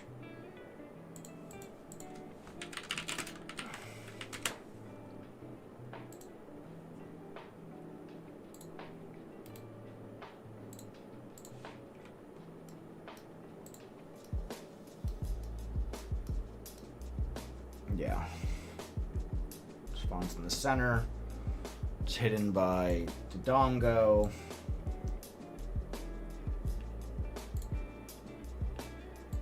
It's hidden by Dodongo.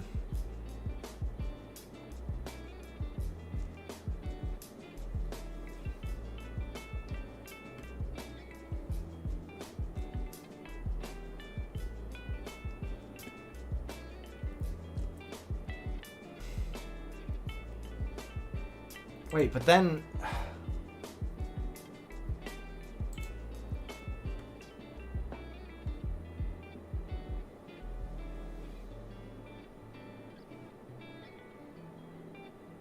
Oh, that's why I did it that way. I see. Okay.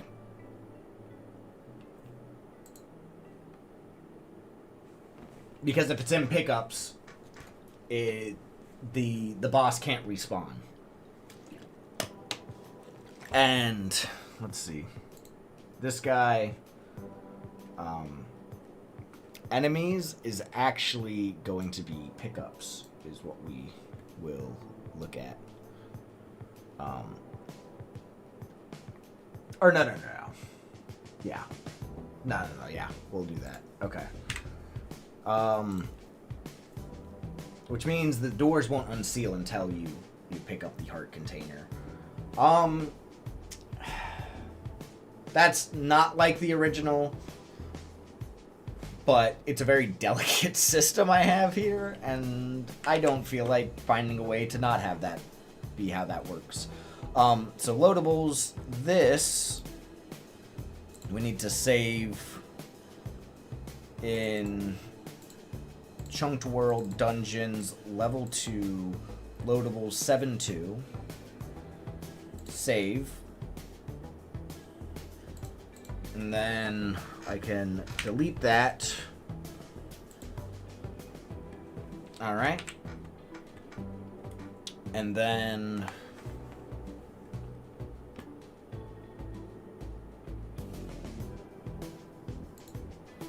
that should be level 2 complete. I do need to add in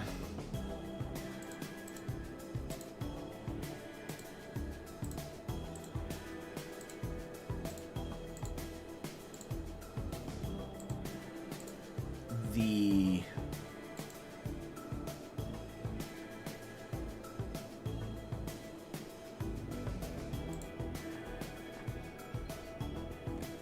well, let me test real quick.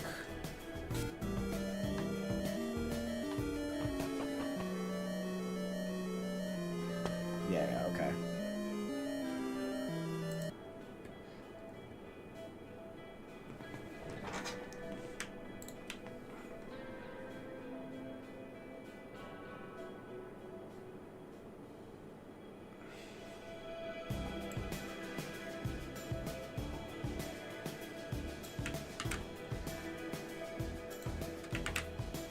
That, we're going to copy this value for now and put that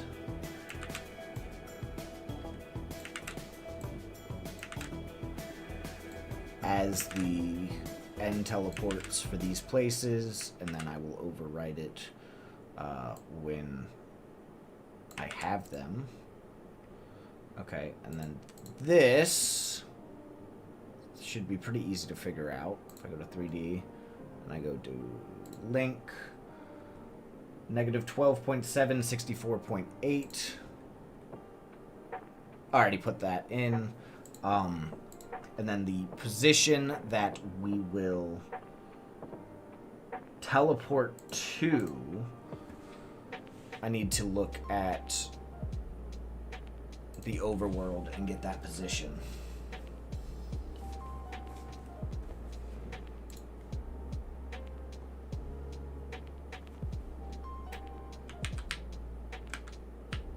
Okay. So let's grab Link and put him over there.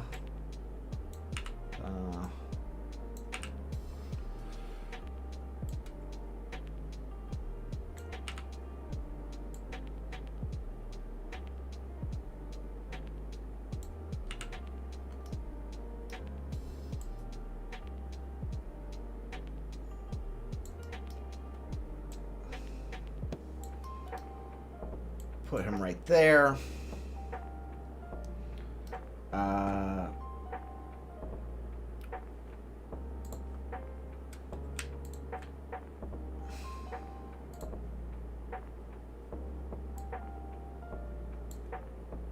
here, we teleport to 114.4, 12.8, and negative 7.6.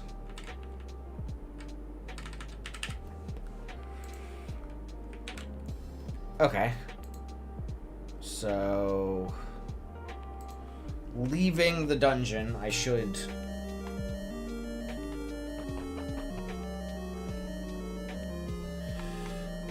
Yep. Perfect. And then... Oh, actually. Do I already have the door there? I might already have the door there.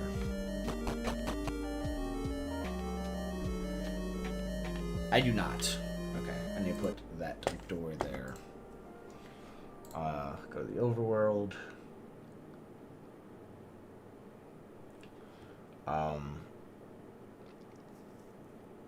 Okay. It's in the world mesh.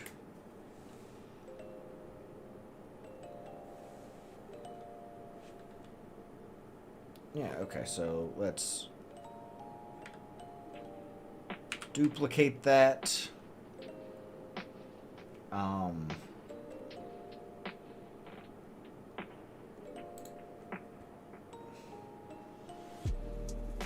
Environment dungeon level 1, level 2. Open. And then this is going to sit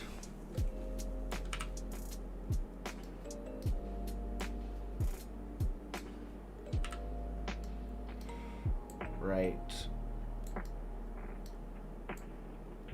there. Okay.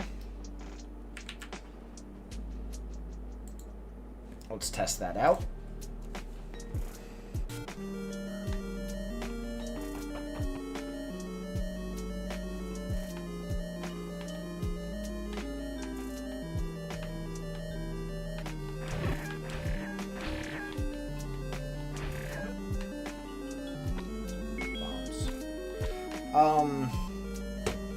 Okay, that's not working for some reason.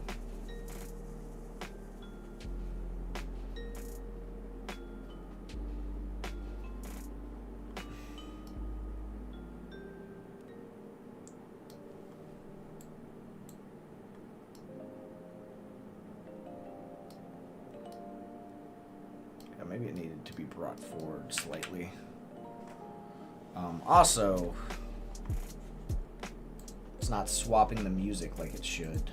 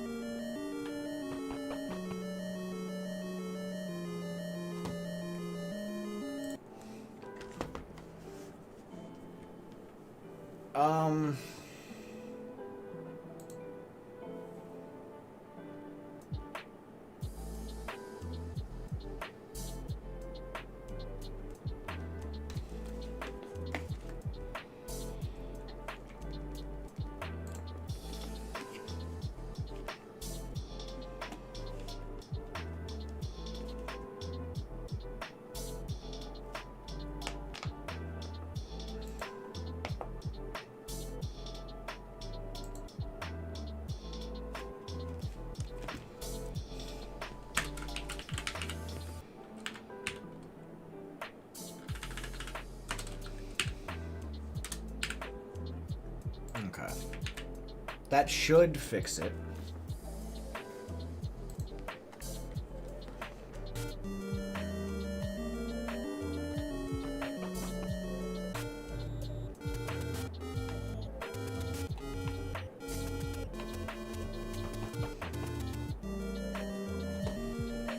All right. Now let's check that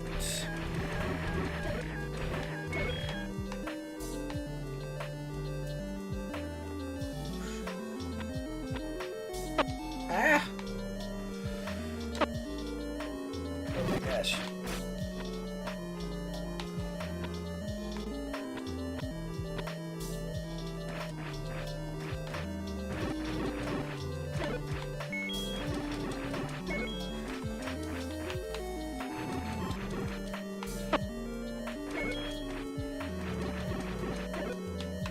Oh, perfect.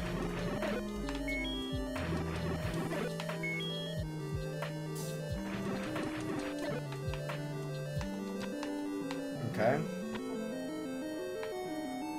Oh, I have to kill all these guys. Ah, jeez.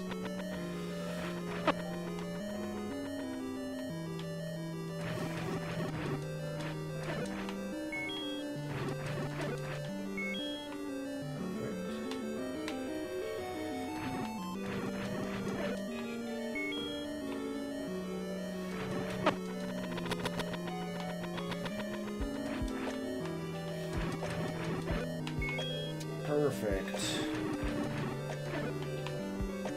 Alright. I think those guys have way too much health. No? Okay. Why didn't that work?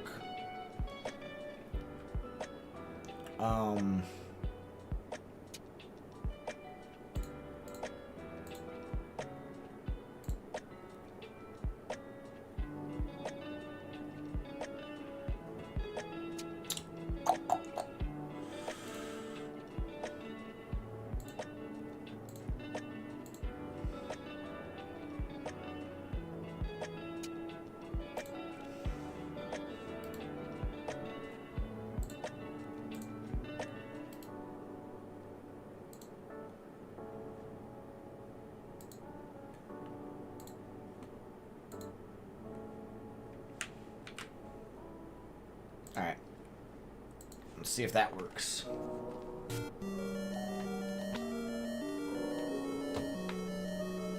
Also, real quick.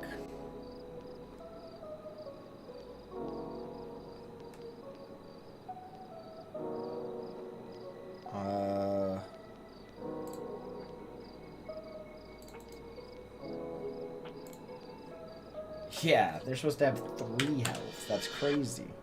Okay. Does that mean Gorilla Blue also has way too much health? Yeah. There we go.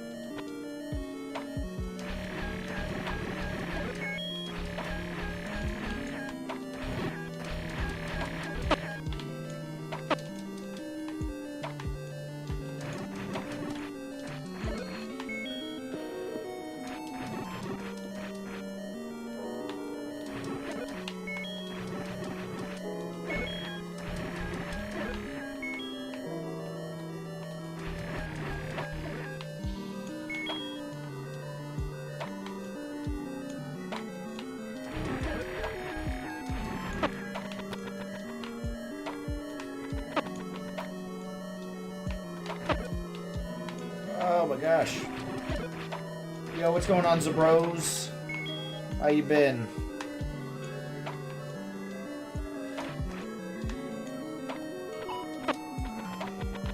I need to really put a cooldown on that.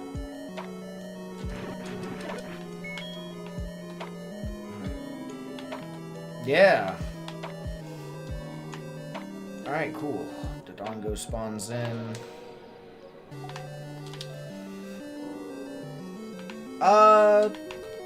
It's going alright.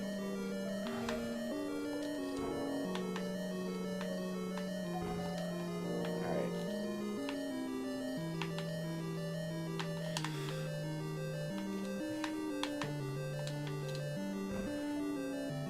Oh, got him. Oh, too slow. There we go.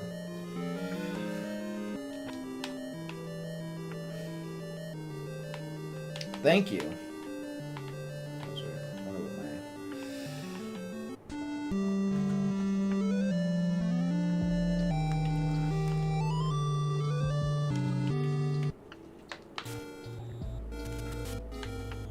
All right. Dungeon 2 is done.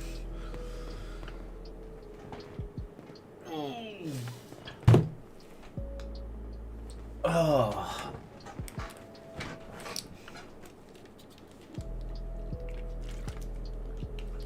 And I know it's a bros you just got here, but I need to go get lunch. So I'm gonna take a quick break to grab lunch, and then it will be time to work on. Yeah, it'll be time to work on Dungeon 3.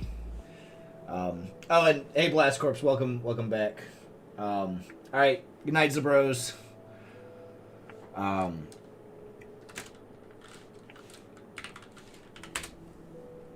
Which one's Dungeon 3? Dungeon 3 is the Manji. Okay. The green one. Okay.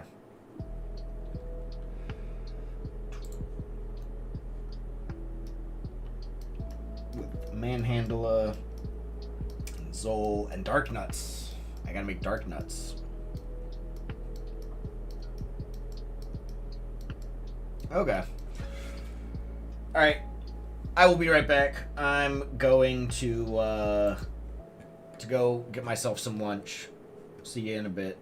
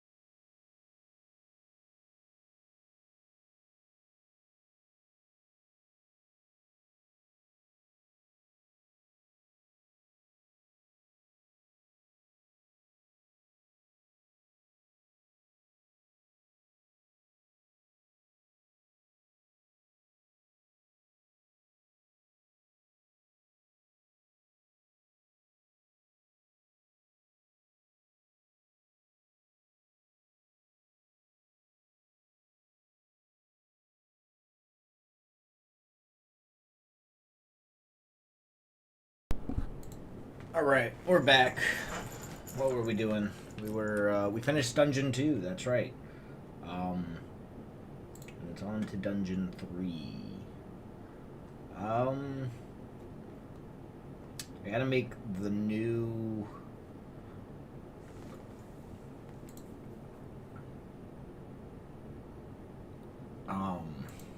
The new dungeon palettes. Which I should just be able to modify what I already have.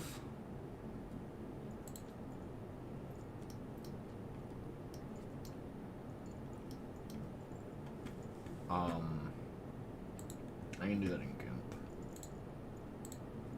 So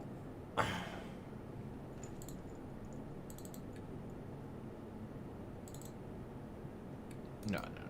It's gonna be in models, dungeons. Let's level 2 pieces.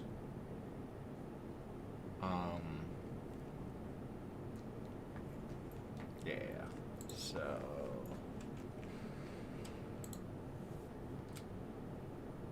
let's just open up all of these.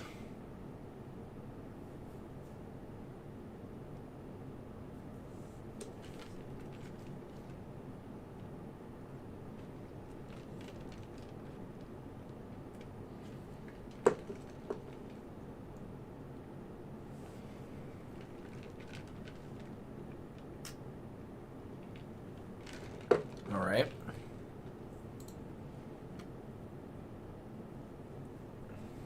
So this one, a door.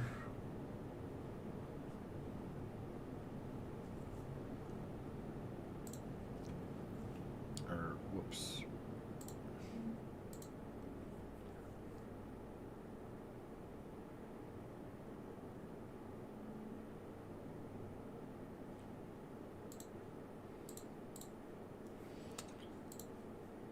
Okay. So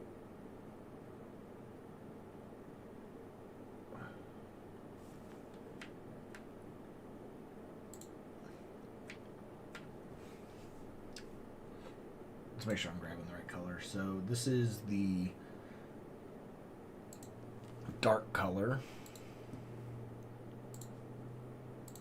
Oop. Select all of that. Okay. And then the neutral color, which is this. That's that color. And then finally the highlight color is this.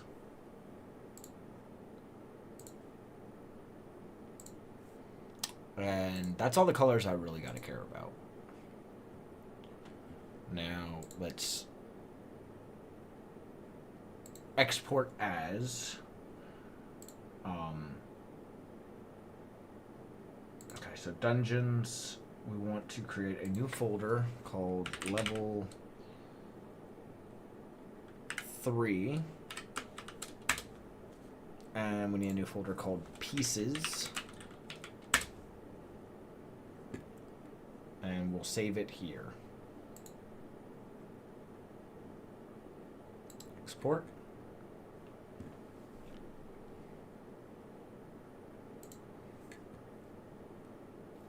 Alright, we'll do the highlights first.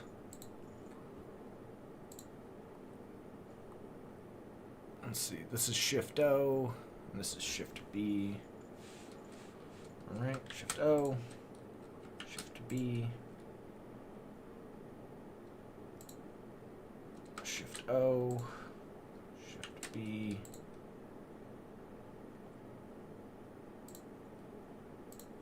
Shift O, Shift B, Shift O, Shift B, Shift O, Shift B, Shift O, Shift B,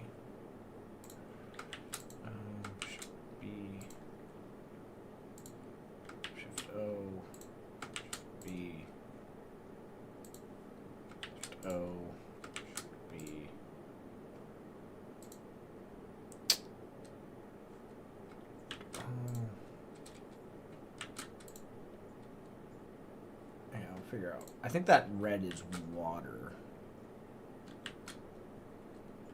Oops.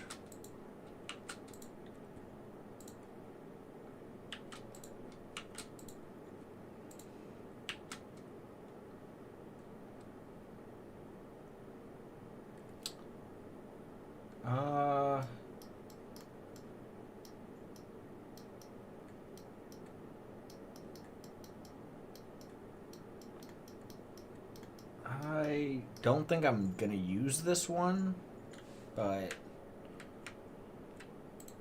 I'll still make it.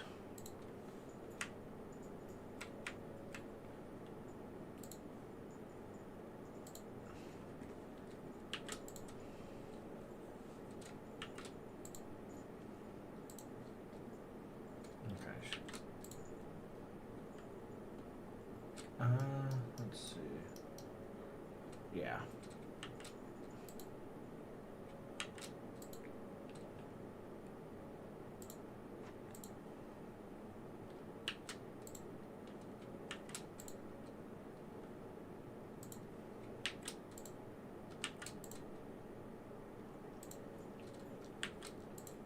Oops.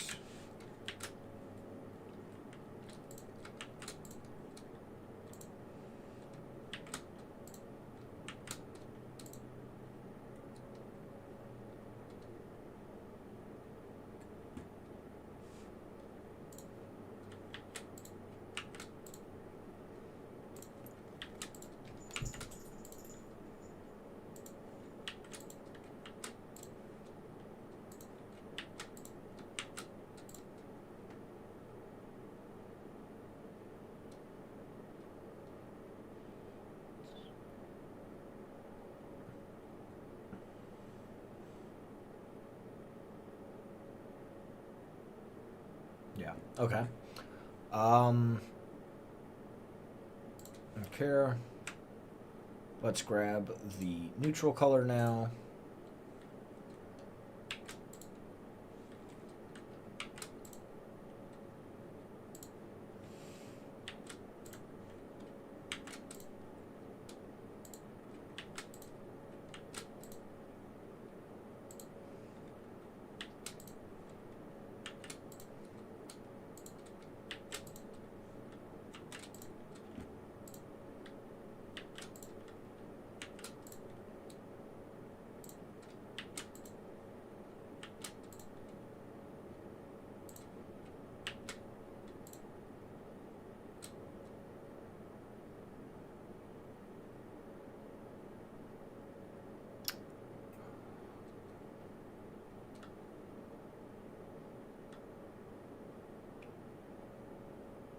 Yeah. Okay. Those are green, and then the dark here is red. Um,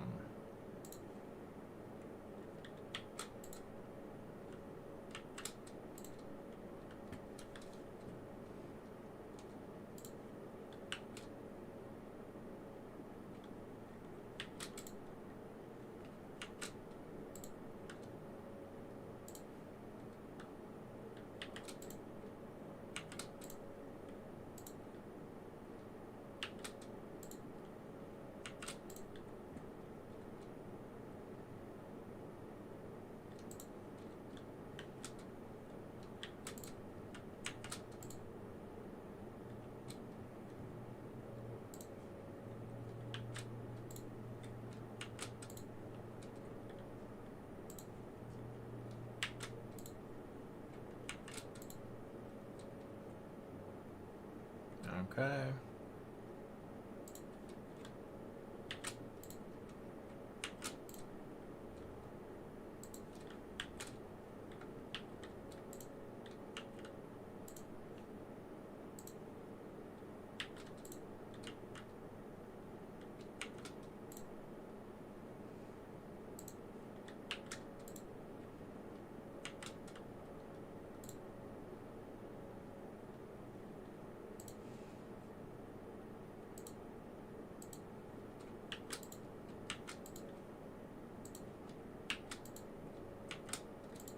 There we go. Alright. And then finally this color. Well, actually, let me handle the statue heads first.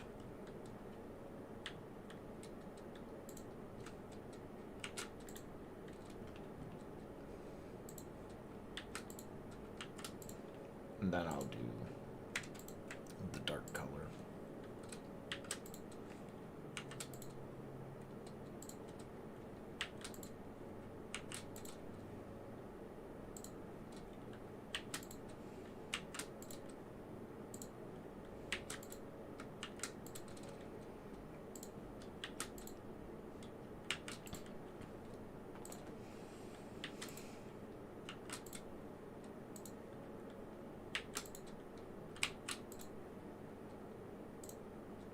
That looks fine.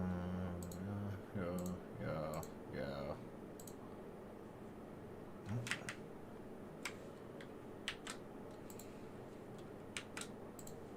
There we go.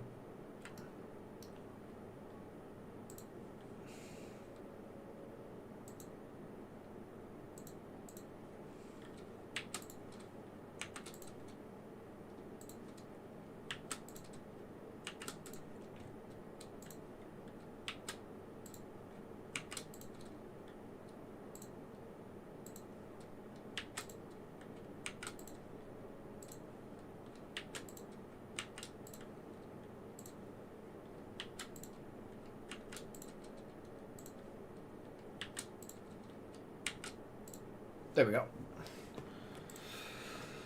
And then I just need to export all of these into level 3 pieces. Export. And I can close them as I finish them.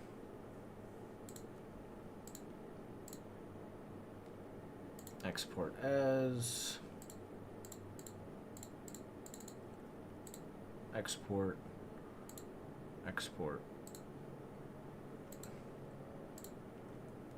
I see ya. I do.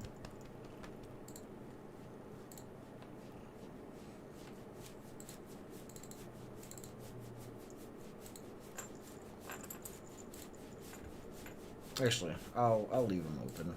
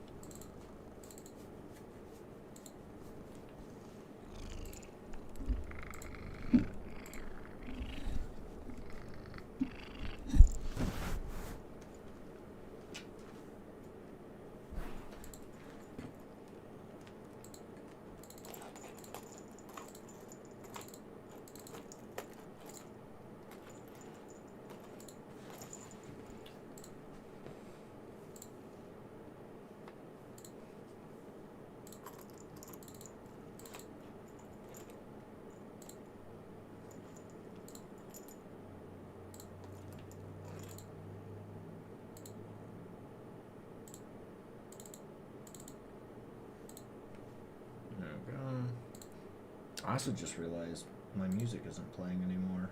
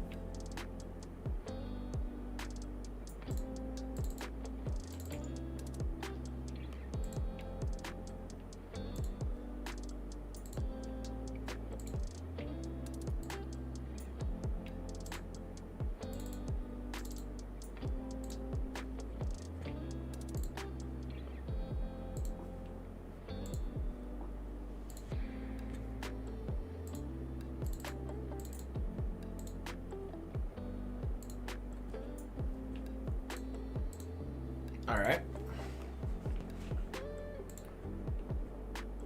Now.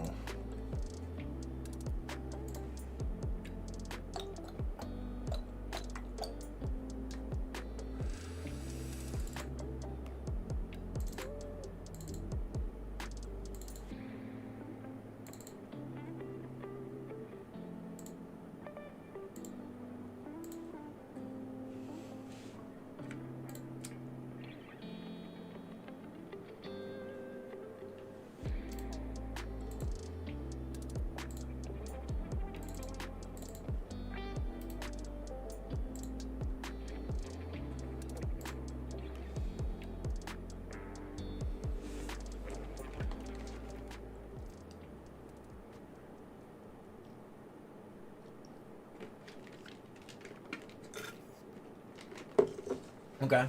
Now, to verify,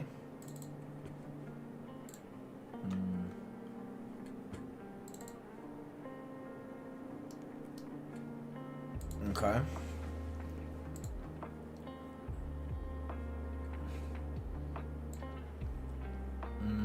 Block is the wrong color. It's odd. Oh, that's probably material colors.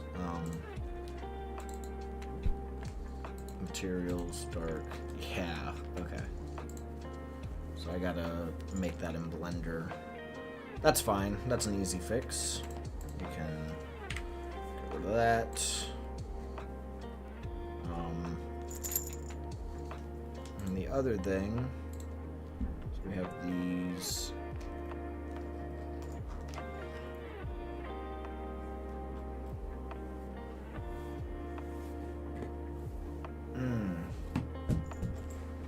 What was that for? Rude. Yeah, actually, I gotta check this dungeon to see if it has any. No, it does not. Okay, so.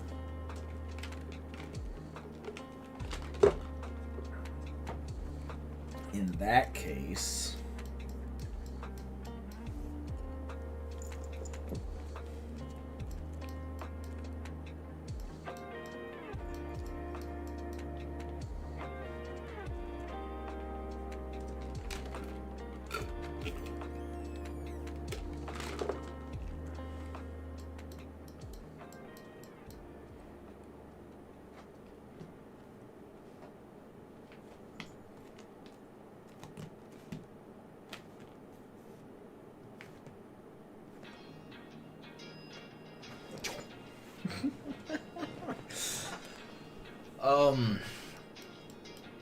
okay.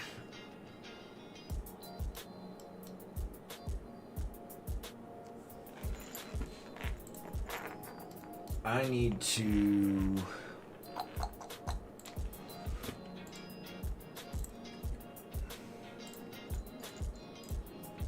open these guys.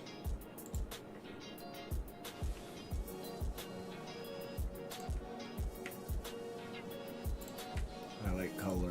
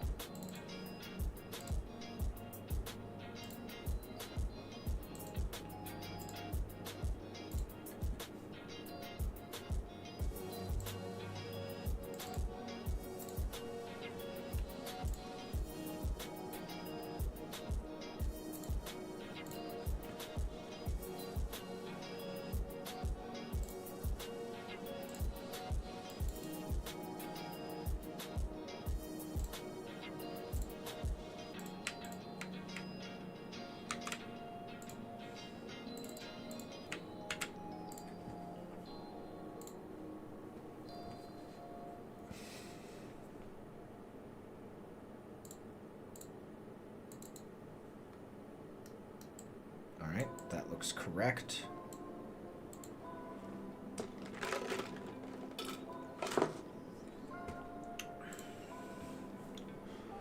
So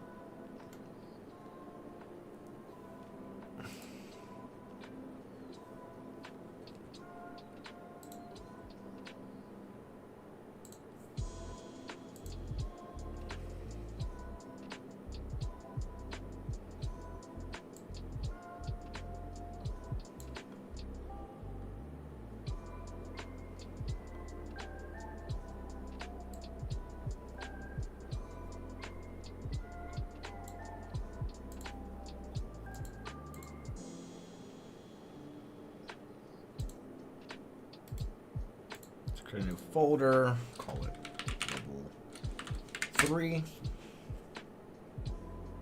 and create a new folder called pieces.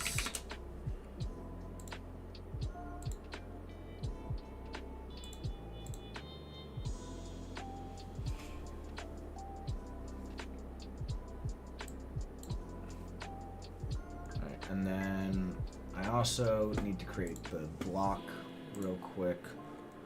So let's go to Blender.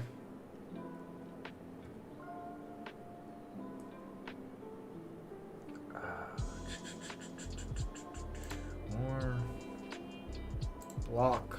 Okay.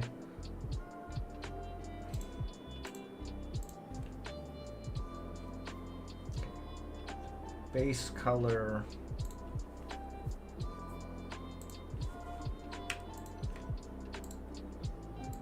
Grab that hex code.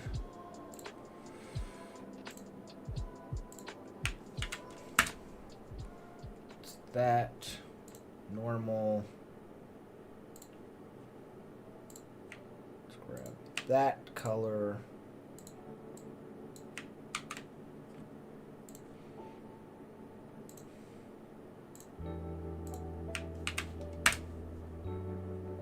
Looks good. And then finally the dark color. Copy that.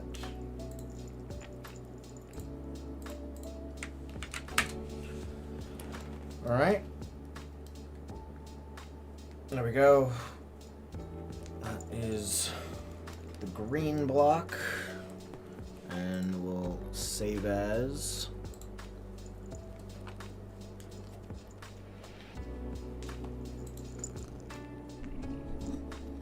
Folder, call it level 3.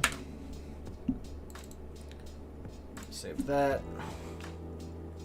And we will export this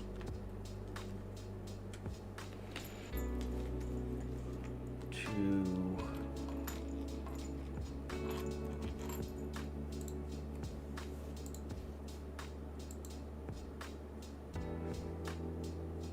level 3 pieces, lock export. All right. And start with that.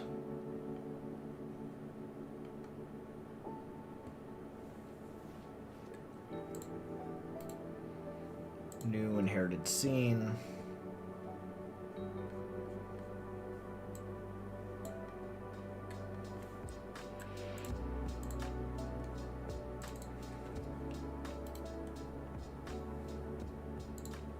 Copy. Paste. We'll save this as block. Within scenes, environment, dungeons, level 3 pieces. Save that.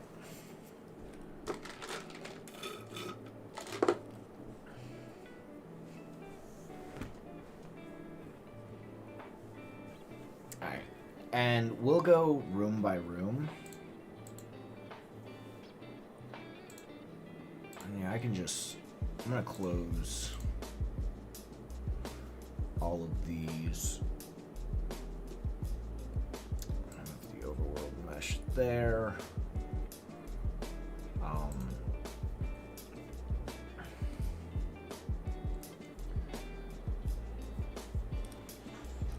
Alright, so I need the entrance floor.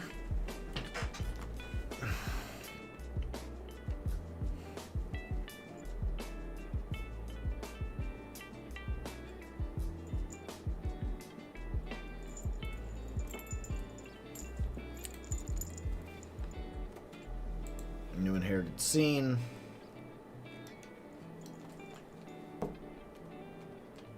Collision shape, mesh.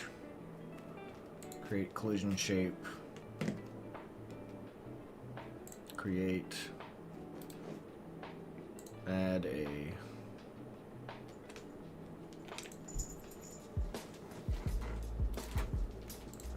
static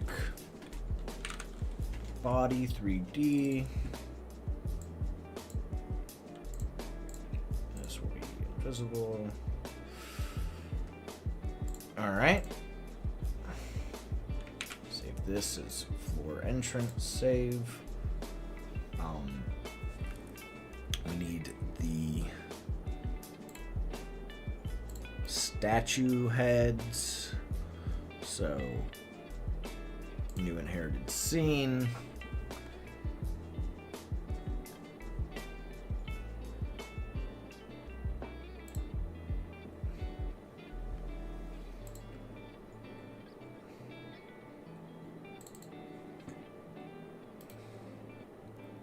Copy that. Paste that.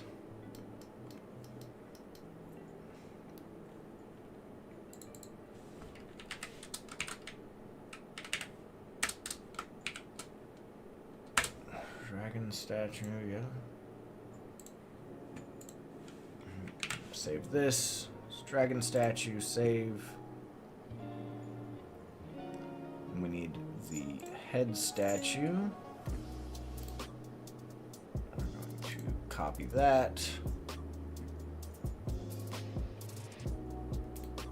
Create a new inherited scene. Yo, what's going on, Shots Missed? Paste that in.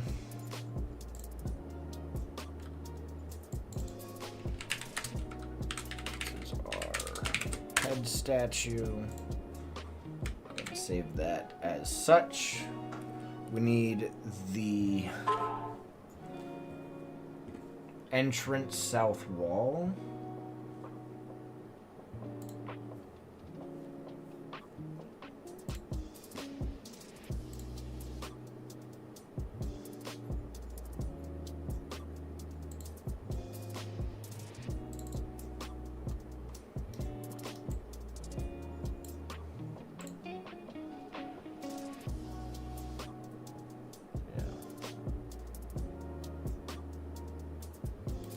So we want a new inherited scene. Entrance wall. Collision shape. Okay, collision shape as a static body child. Create. Grab there. Make that invisible. And then I need the lights, which we can grab from here. Copy.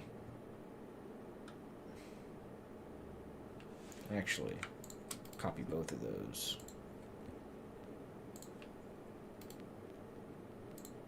There we go. Dungeon entrance.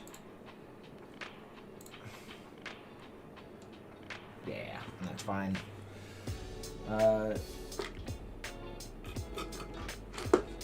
You switch from Unreal to Unity because your PC's not powerful enough. If it's about your PC not being strong enough, then I highly recommend switching to Godot, which is what I use.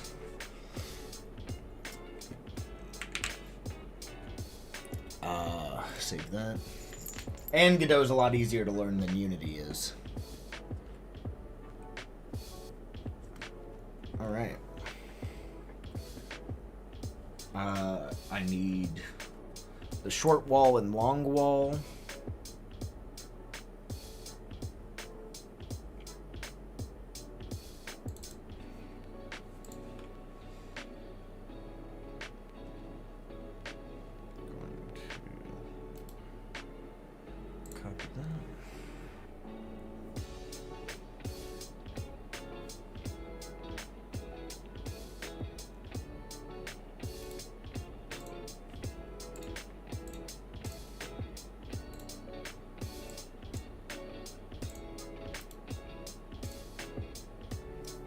go.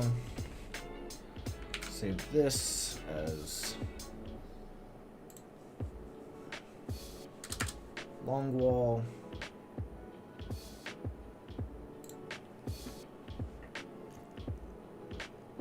You made Flappy Bird so far, and that's it.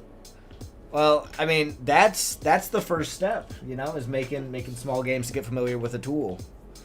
You're not going to be making, you know, an open world MMO with survival mechanics for your first game, that's for sure.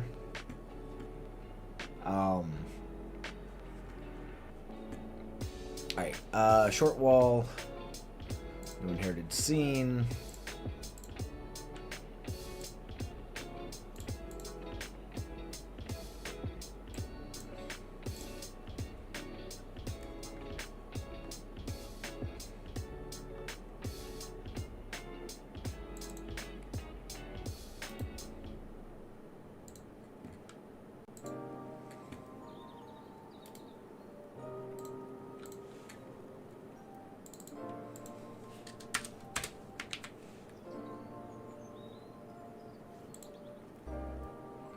Go.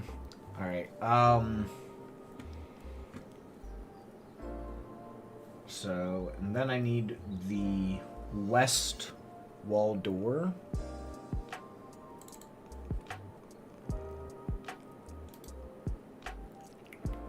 Give me that.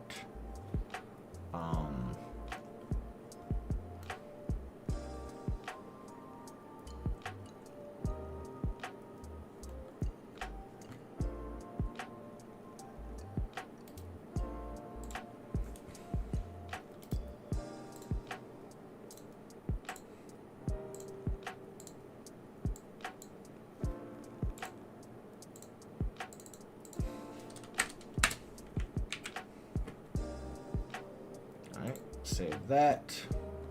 Alright, let's close all these things we have open now.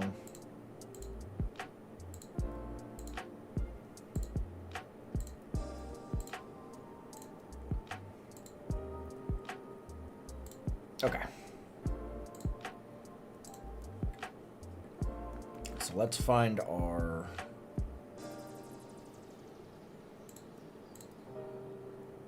level. Let's create a new inherited scene for level 3.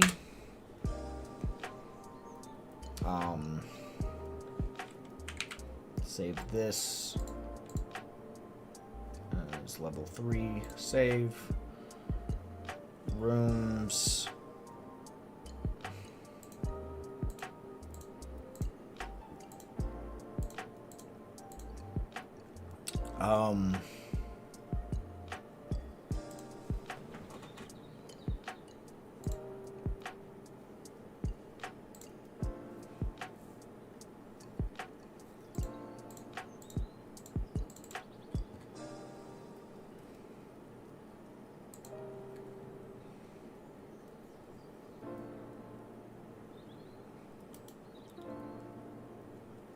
Duplicate. Call. Cancel.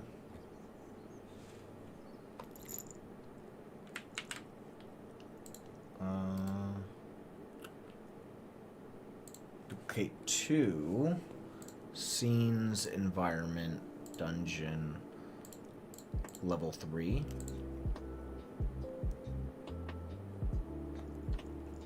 Can I undo that?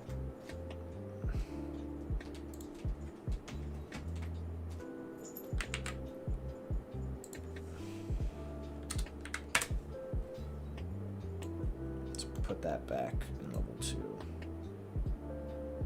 Okay. Level 3. Let's see, is that actually right? Let's see. 0, 1, 2, 3. Yeah, it is 0, 3. Should you AI in making games like generated assets? 3D modeling is so difficult. Well, it depends, right? So if you use AI generated assets, the first issue is that they're not going to be optimized. and they're not going to be that good, right? There's going to be flaws because, especially with creating 3D models, AI just isn't at the point where it can create a good 3D model. And then the other downside is that generative AI in the arts is very frowned upon, right? So there will be a large subsection of players that will refuse to play your game because you used AI generated content. What I find now, the plus sides are obvious. You know, it's extremely easy to do. It takes pretty much no time. But what I've found the best use for AI is for quick prototyping or to test something.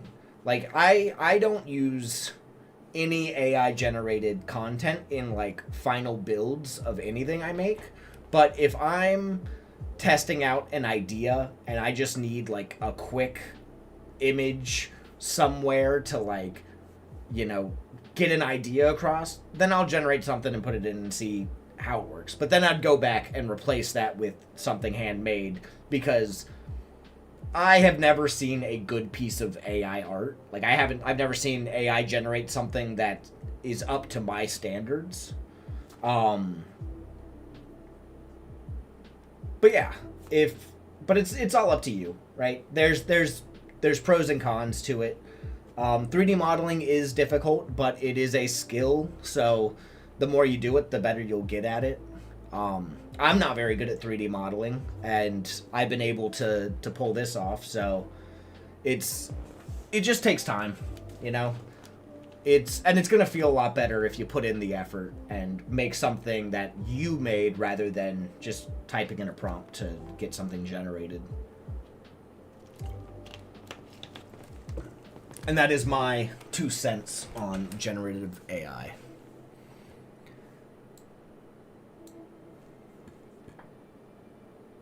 Okay, so this one.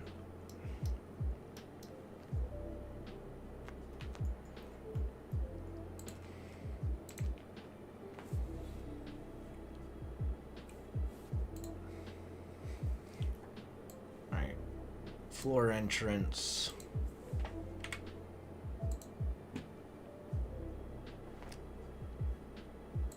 This is 03.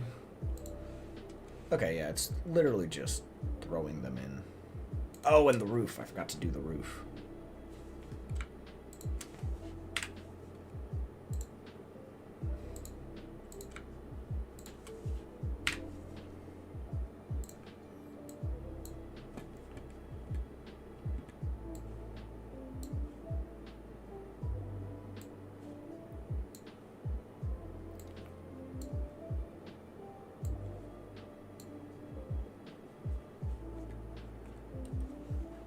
Yeah, no problem. See you later, shots missed.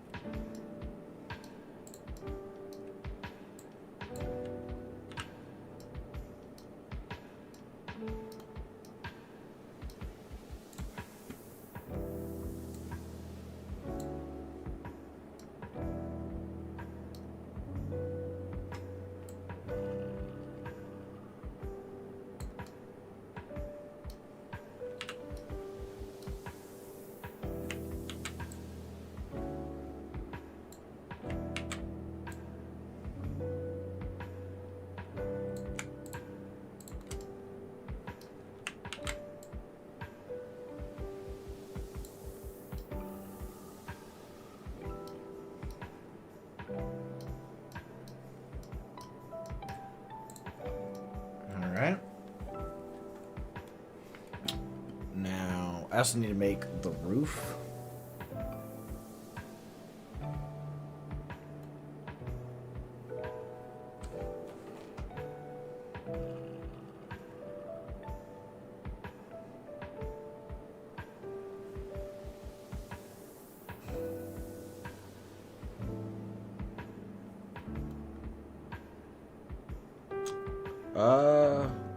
Well, I would.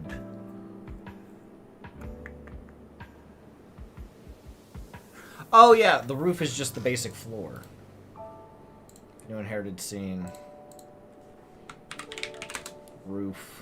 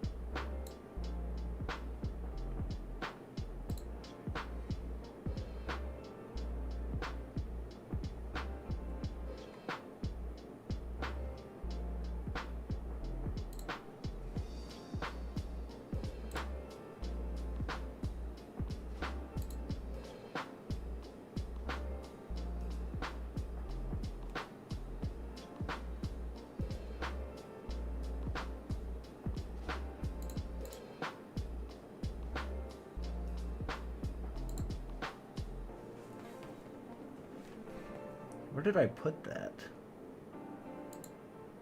I didn't put it in UI, did I?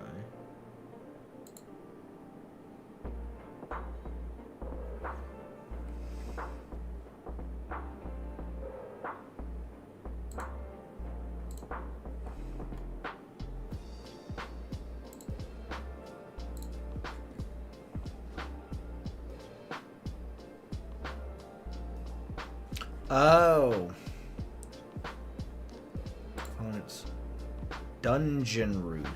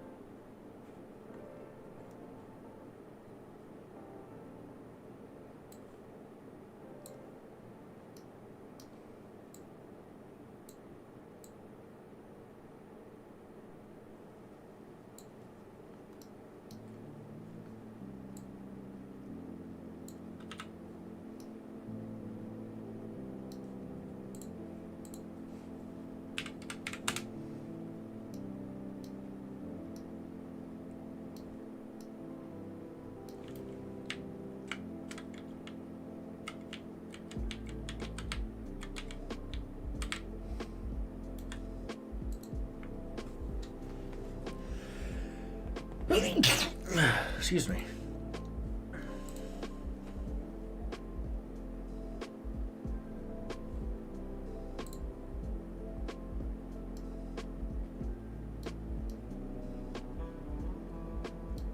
Okay, I see.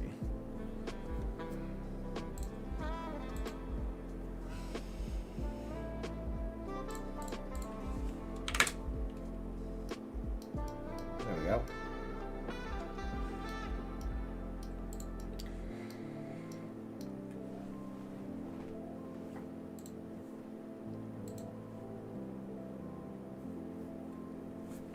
Looks good.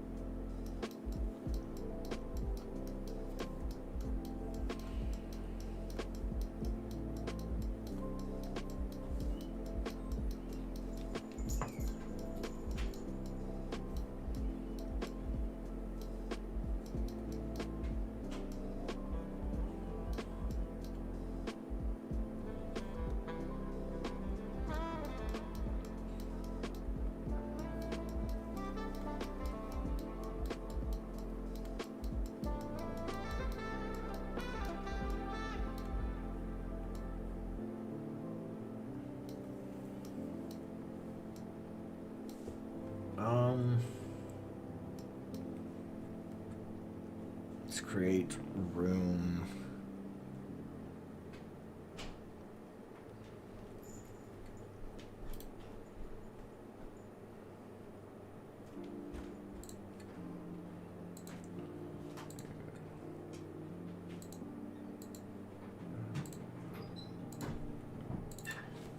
This is room 02.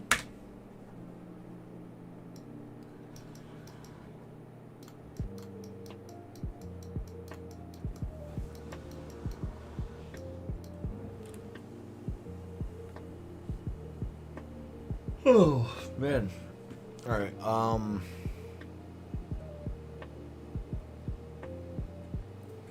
I need a regular floor.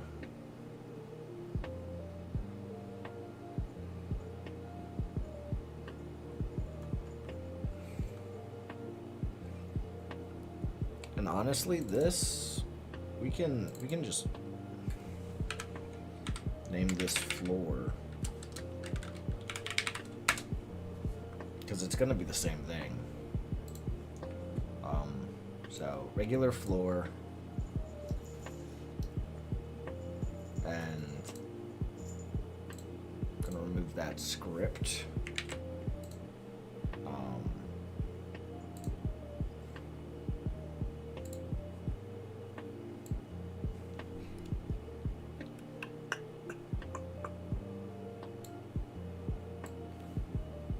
Put it back on there. Let's go ahead and copy that. Paste that so we have the roof. Let's see, we need a long wall.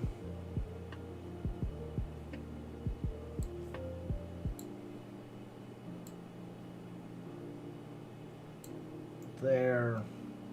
And we need a short wall.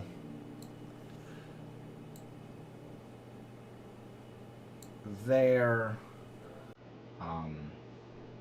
Then I need east and north entrances. East wall door. New inherited scene.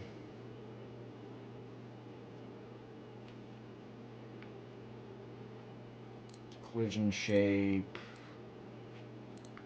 Like that. Hide that. Need the lights. Which we can grab from the level 2 east wall door.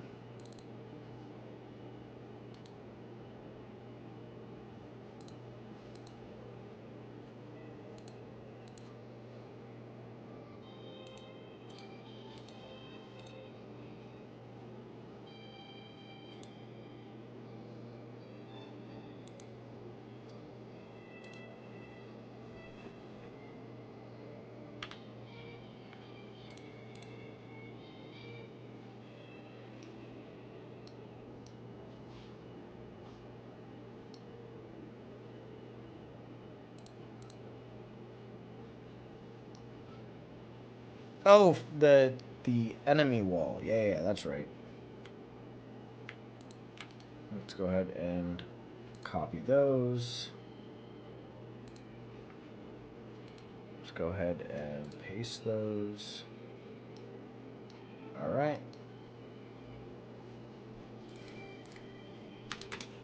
Let's go ahead and save this as east wall door. Save.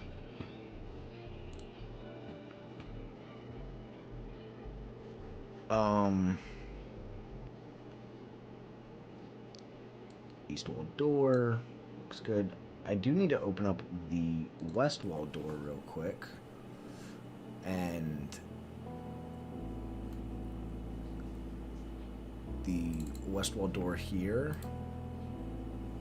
Copy that and make sure we have it over here. There we go.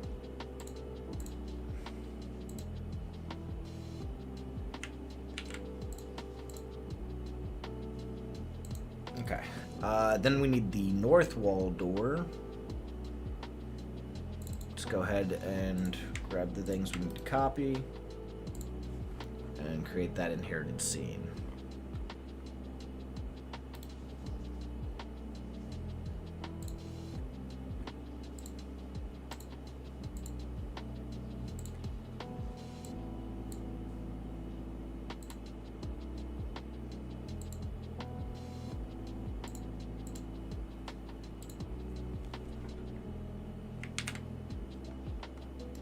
Go. North wall door.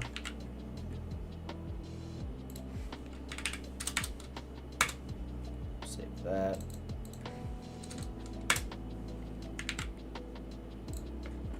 Throw in a north wall door.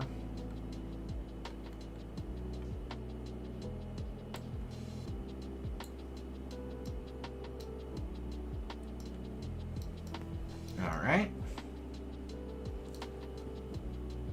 Then let's add a good 3D blocks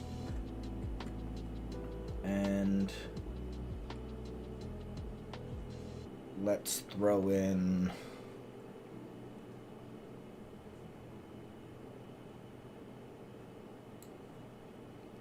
one of those, and this is going to be right there and back right there. Duplicate that. Grab those. Duplicate that.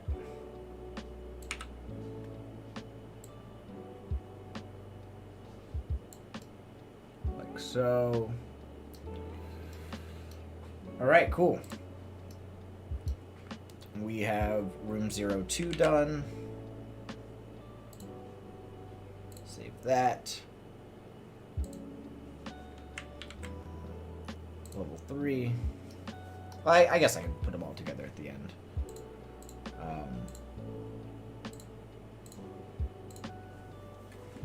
Then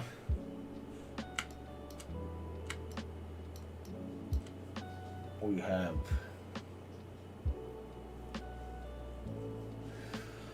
hey, are you aware of the new N64 development environment that came out somewhat recently?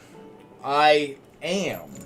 It's the one that's a fork of Godot, right? It's what's it called? I saw it. I just can't remember what it's called. Kadama, what was it called?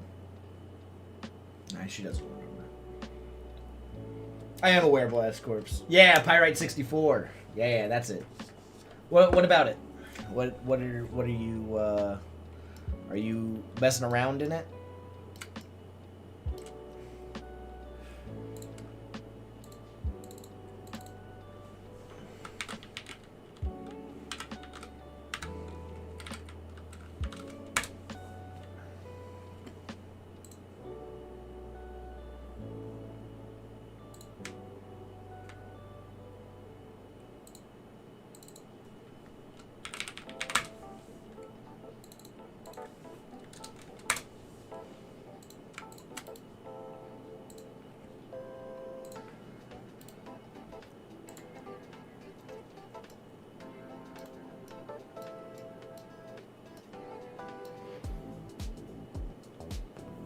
Ah. Gotcha. You could code. Anyone can code. Writing code is extremely easy. Writing good code is what's difficult.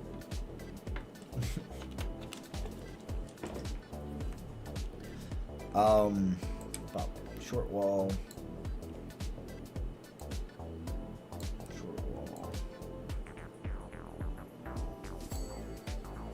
Alright. North wall door. Then I gotta make the south wall door.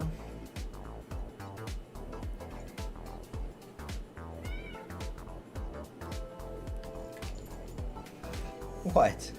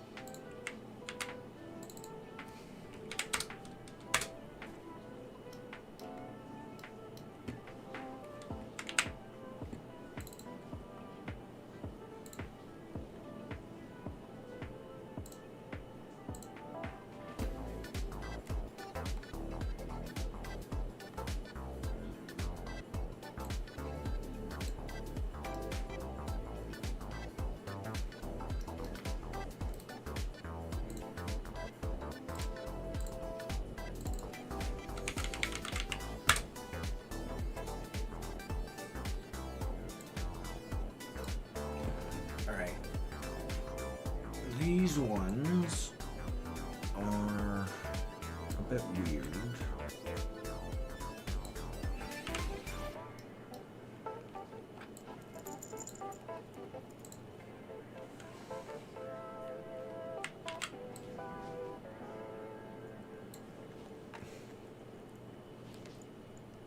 I see you. I do. Oh.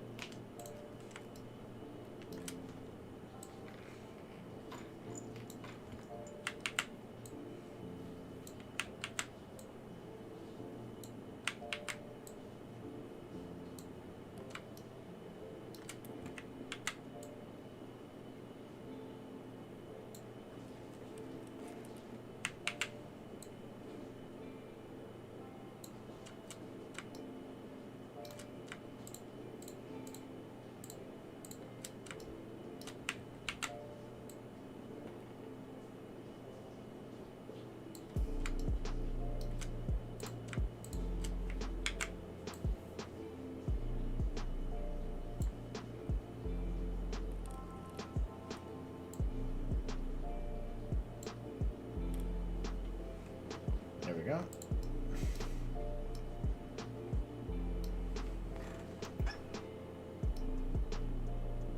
Looking good. Room 1, 2. Save.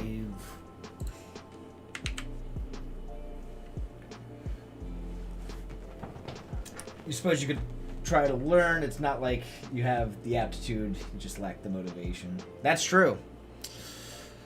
It is all about motivation. Any skill is.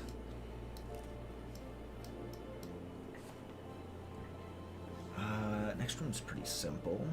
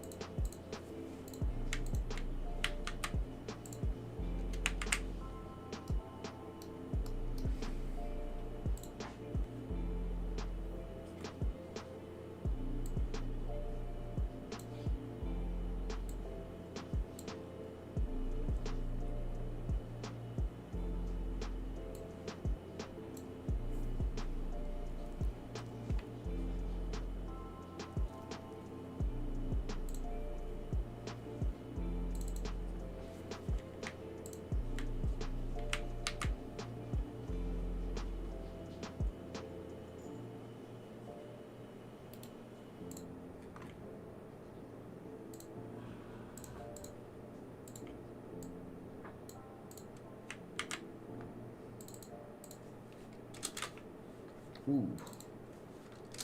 There we go. Looks good.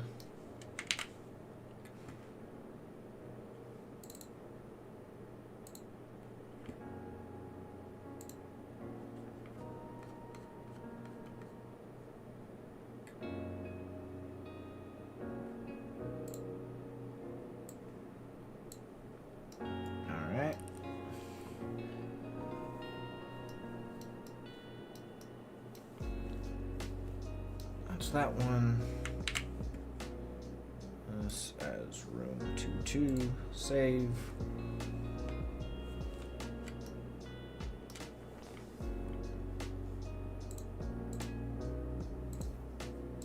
Alright. 3D scene. Room 2-1.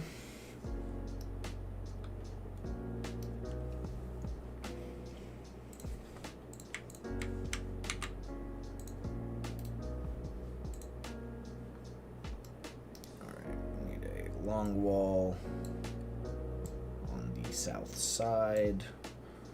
Need a east wall door, a west wall door, and a north wall door.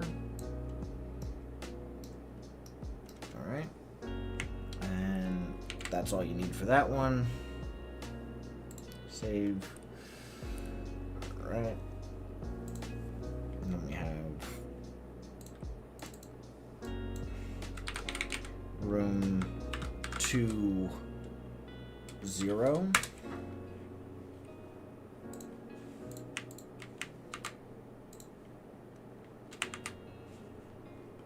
Which will have a short wall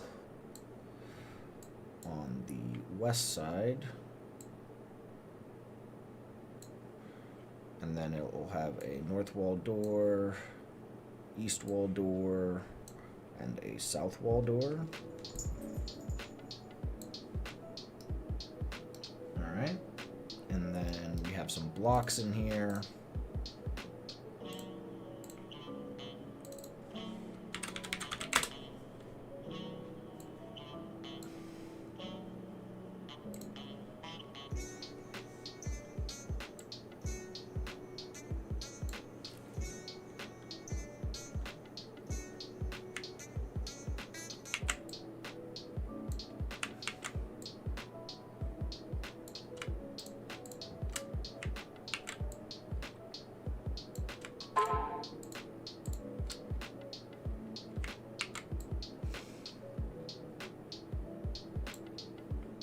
There we go.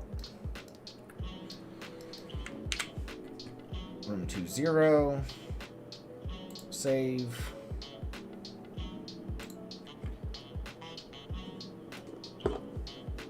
Let's see.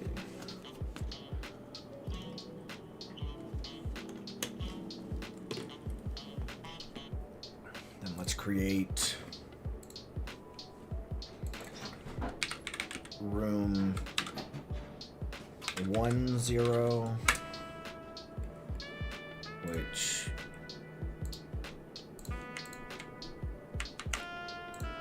here, and we have a north wall door. We have a short wall and another one, and then a long wall on the south side. Okay. And then the floor needs to have... I need to make that unique floor, so for now I'm just going to get rid of that. Well, actually, I'm going to keep that to put the blocks in place.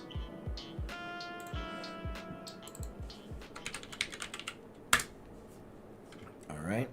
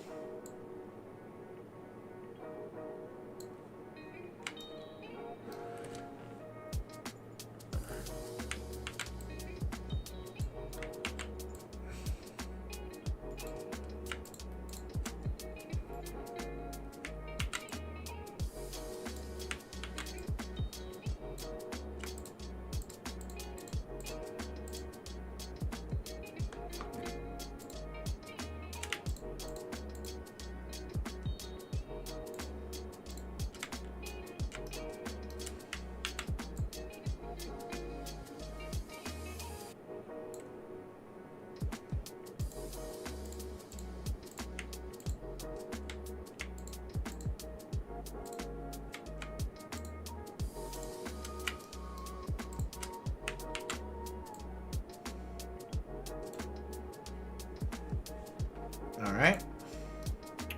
That looks good.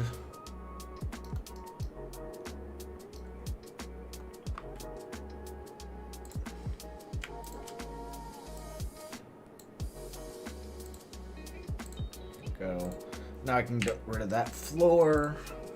I'll have to make the new one. This is room, 1-0. Save.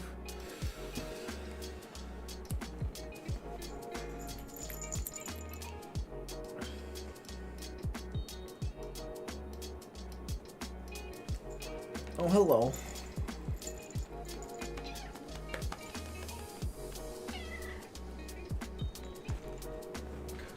Alright, now let's make room 2-3.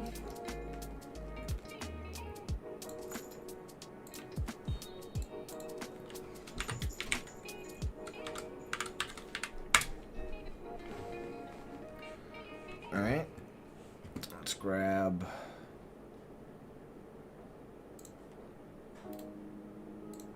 those.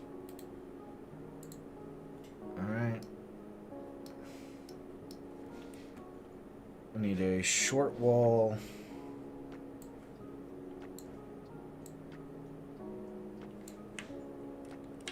Never mind. We need a long wall. We need a north wall door and an east wall door. And then we need a west wall bombed.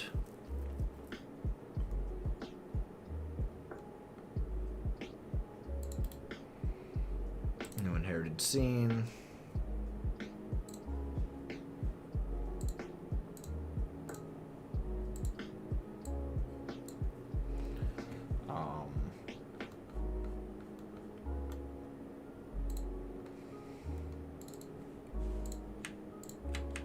Copy those.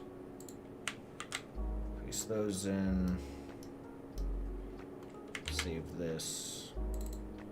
It's west wall bombed.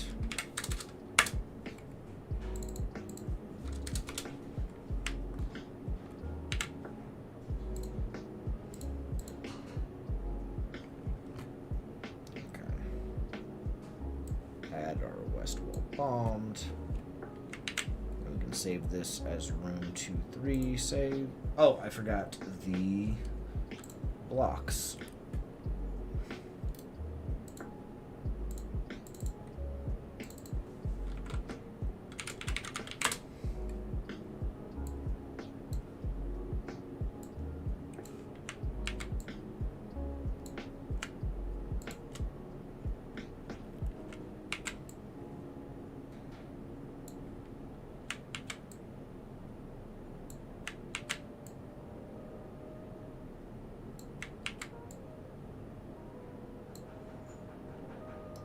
There we go.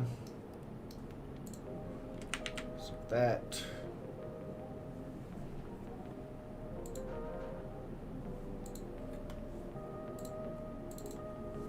And then we have room 2-4, which will have the roof and floor. It'll have a north wall door and a west wall door, and then it'll have a short wall and a long wall.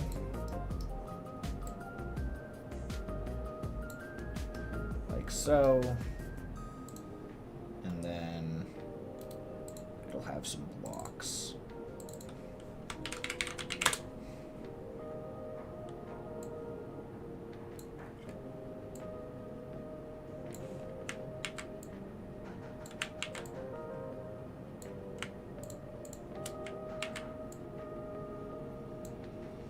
There we go. Save this. 2-3 or 2-4. All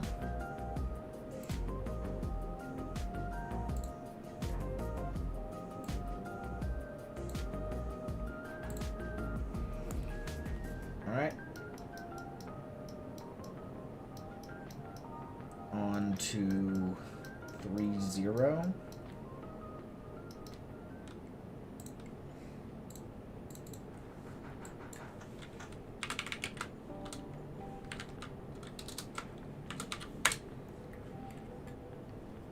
And 3-0 is going to have a floor and roof, and then it's going to have long wall,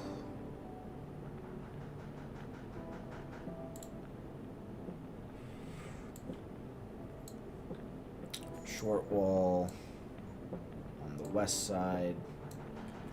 It's going to have a south wall door and a north wall door. No. An east wall door. we go.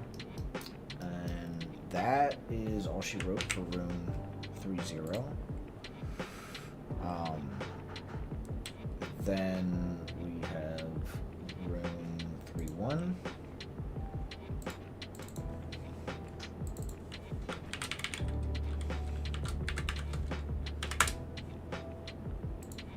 Once again, floor and roof.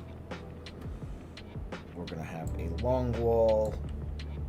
Then we're going to have a south wall door, a west wall door, and a east wall door.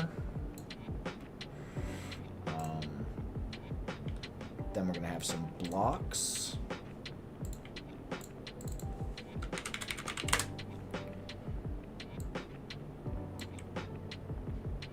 Which will be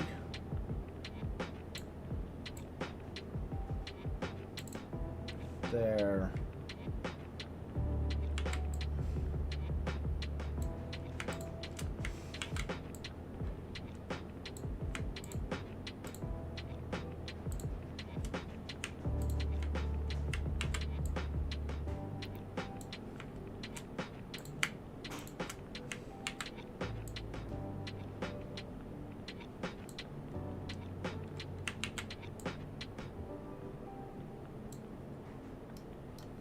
That.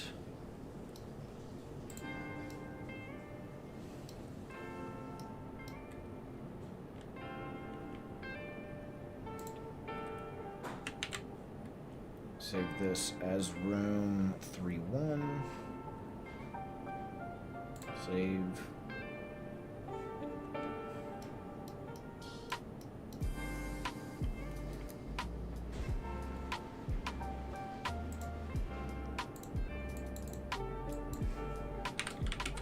Room 32. Got those. This has all the doors. East wall door, north wall door, south wall door, and west wall door. And then it has some blocks.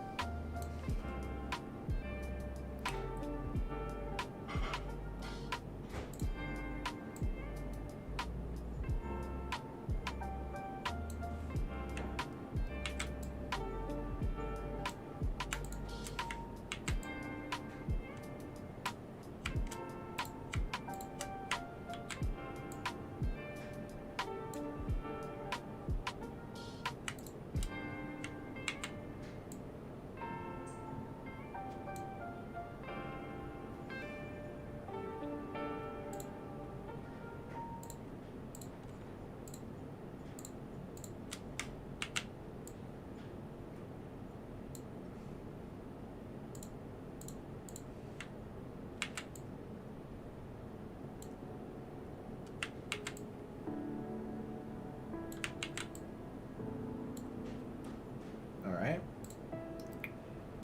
That is that room done. Save.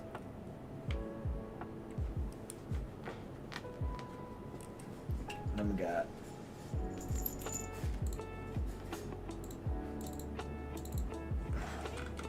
room 3.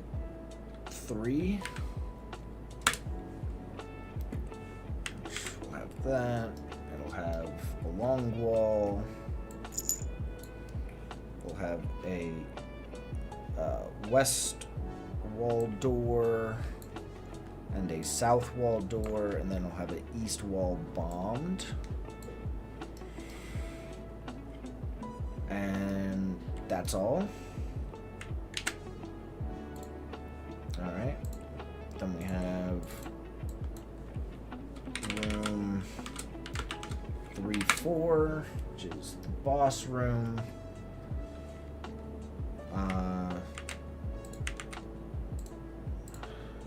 Get rid of the floor. Okay, I believe in level 1 I have the sand floor.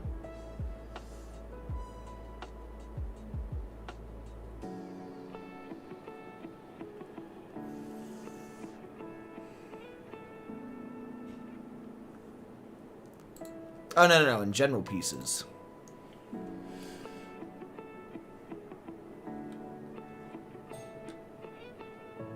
Yo, what's going on, Ace of Hearts?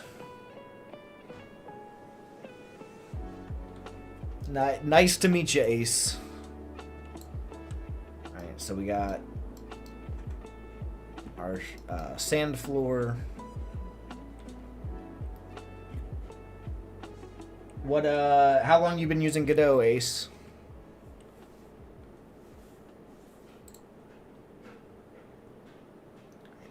Short wall. East wall bombed. North wall door. And a south wall door. Not an east wall bombed. I want a west wall bombed.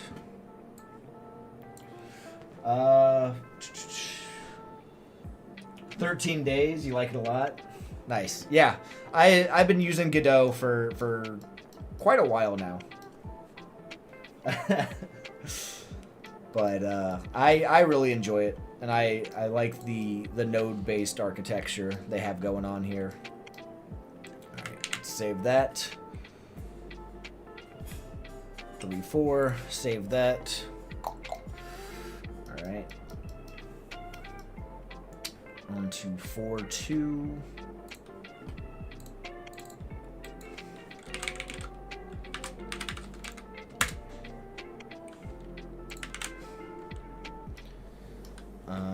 That has a couple of short walls.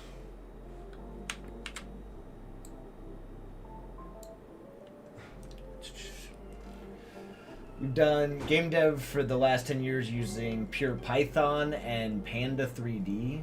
Godot's a massive upgrade. Yeah.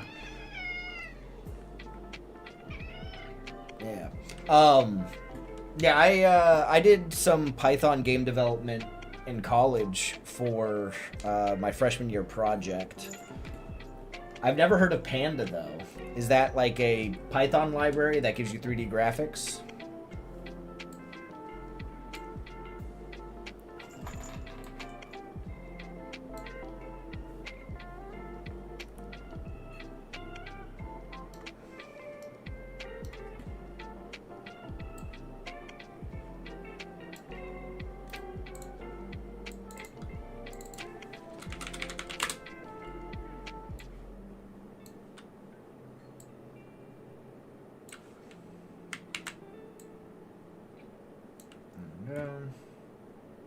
That's not a pushable block, is it? It is a pushable block.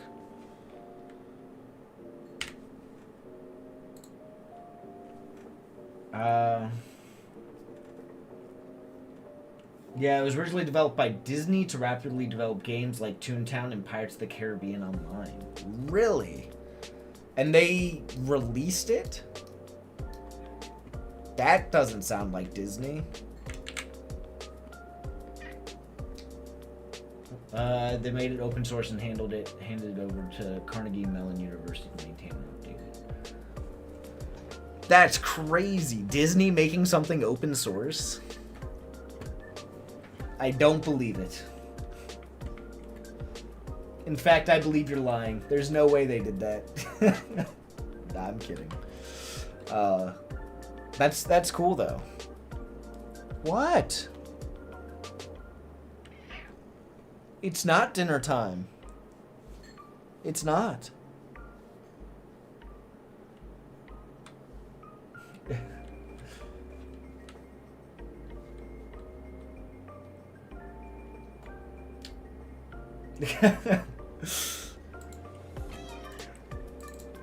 Alright. What room am I on? That was 4-2, so this one's 5-2.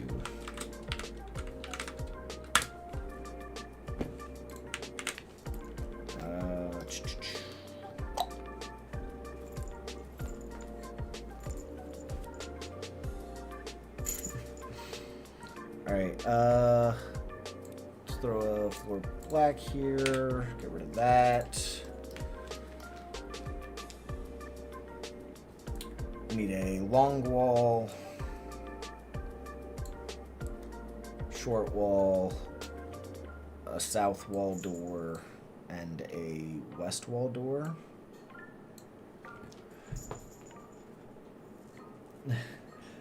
Have I been doing Godot / game dev? If I were to put it into it, so let's see. I started in 8th grade. I started game development in 8th grade, and I just turned 28 like last week or a week and a half ago. So a while. And I started using Godot freshman year of college. So also a while.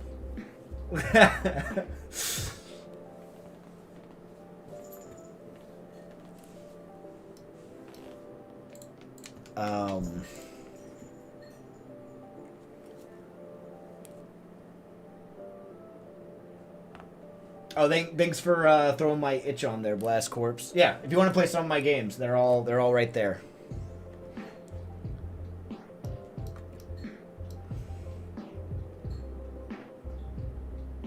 Okay. Yeah, this one's done.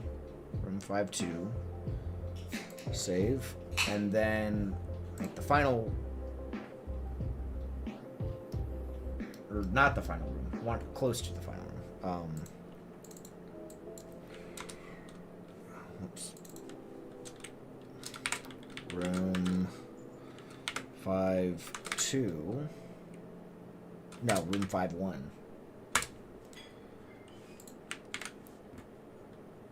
Which needs long wall,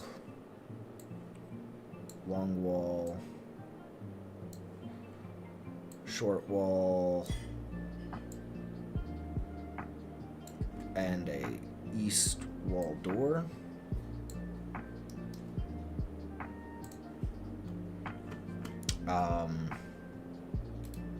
Let's add a thing for the blocks.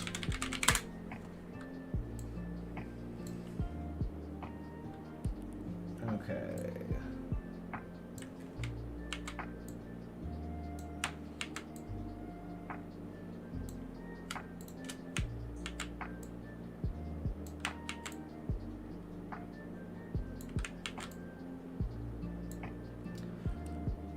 Okay.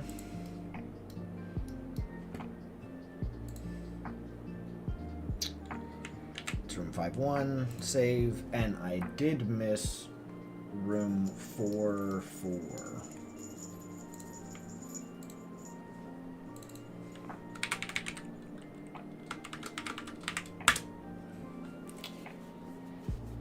I'm 28, you feel old? Yeah, I'm 28. I'm an old man. Let's see. Long wall, short wall, 2 of those. South wall door.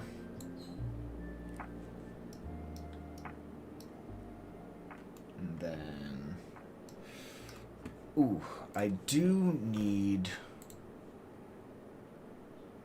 to update these to use that color.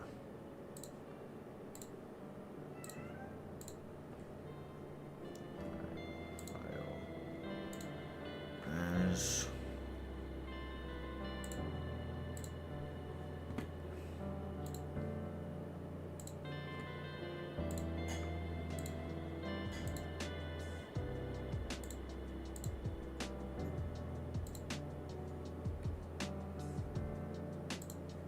okay.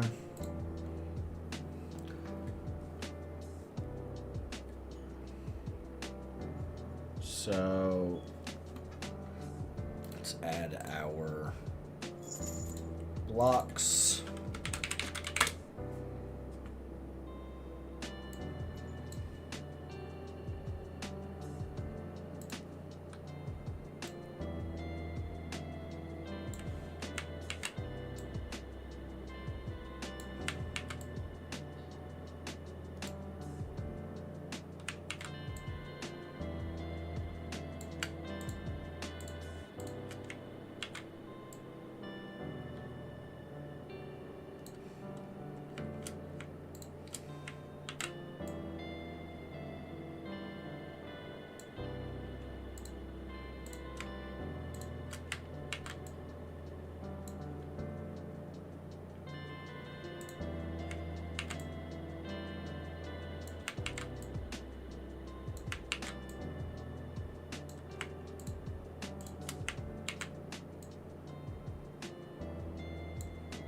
go.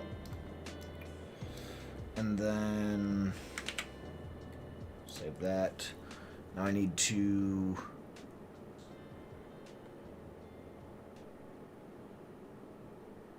let's dragon statue, new inherited scene.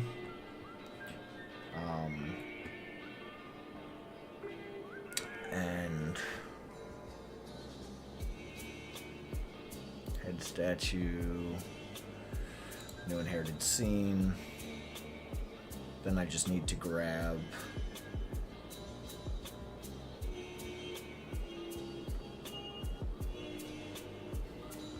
I scrolled past it.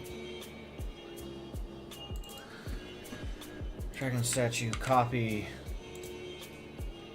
paste, save this in pieces as dragon statue green. You're 50 going on 16. Nice. Alright, and then head statue, give me that. Then save this as head statue. Alright. Then back to this room. Add a node for our statues. Head statue green, which sits right there and there.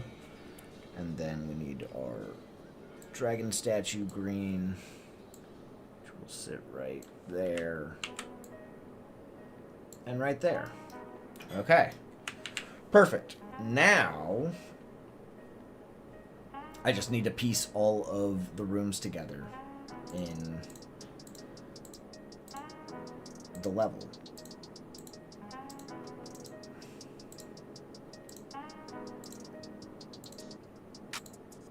And then we should be able to walk throughout the level and see things. So, rooms. The center. So we need 2-2 and 3-2. So room 2-2 is going to sit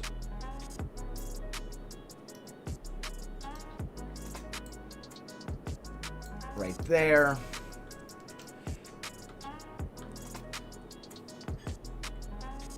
Oh, I do need to update that. You're absolutely right. Thank you for the heads up, Blast Corpse.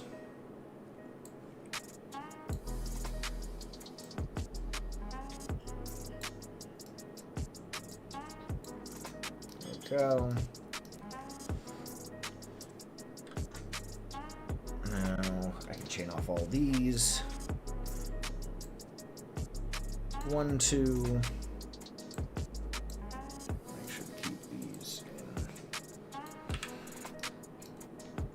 Order.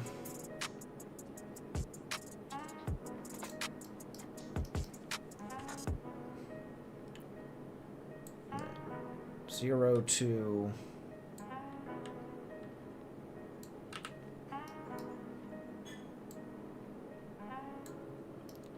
All right. Go ahead and throw 0, 3 on here.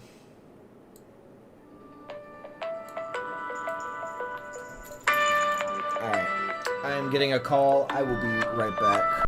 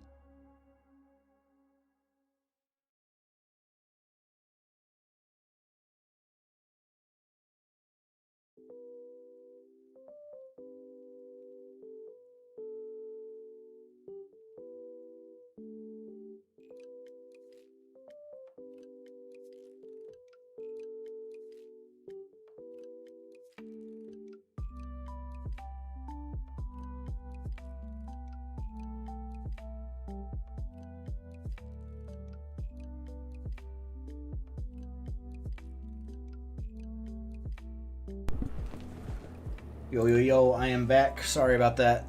What was I doing? Oh yeah, laying out the dungeon. That's right.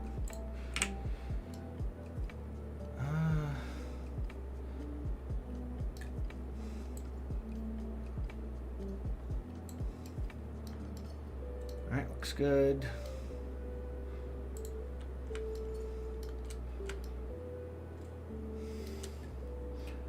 Alright,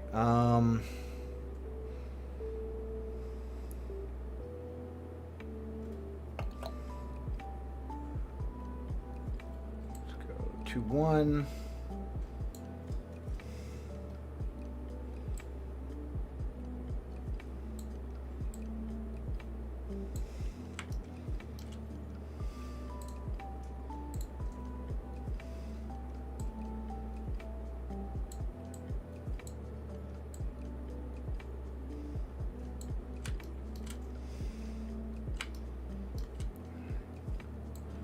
To 0.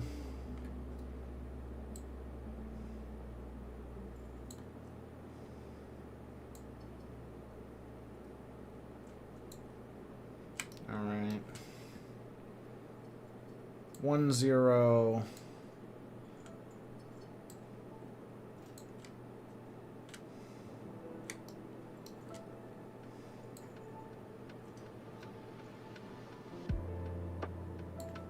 All right.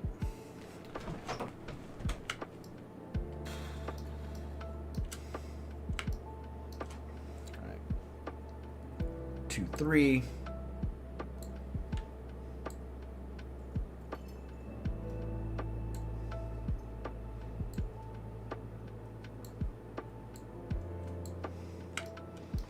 All right, and 2-4.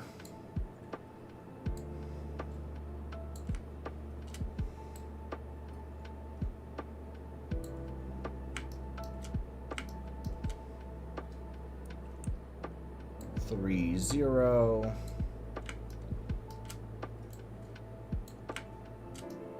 Ooh, whoops.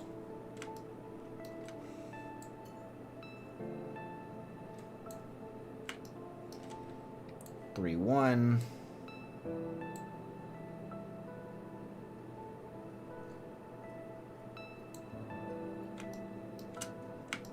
All right. 3-3.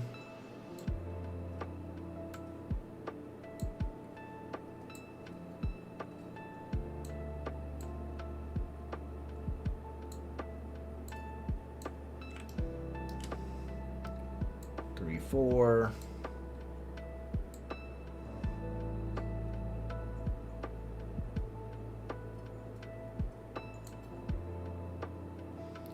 All right.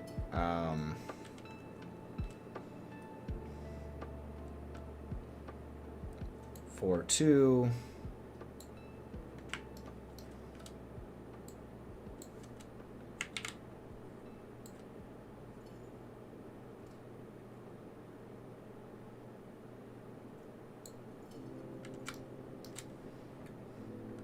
Four.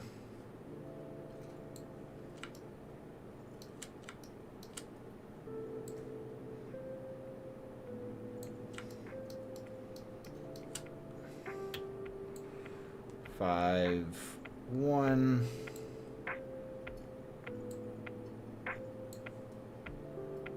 And 5-2.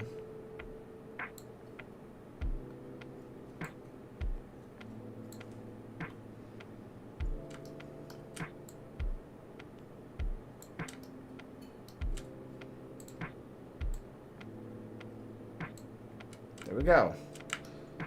The Manji dungeon. Alright, where's Link?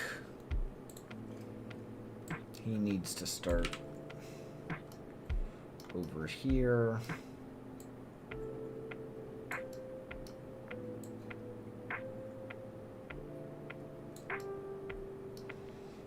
Alright.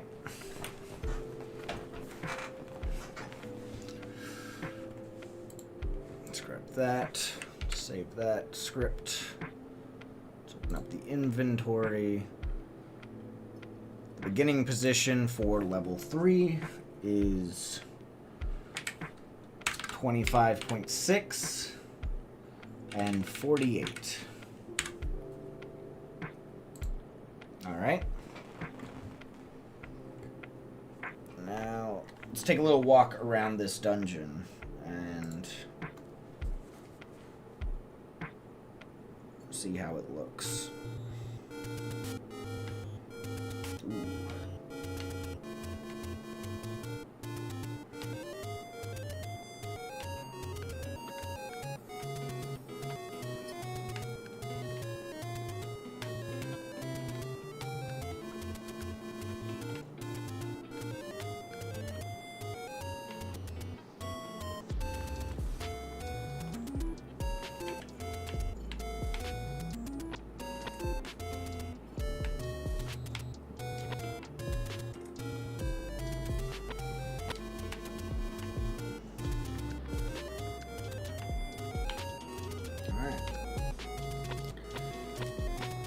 I think it looks pretty good.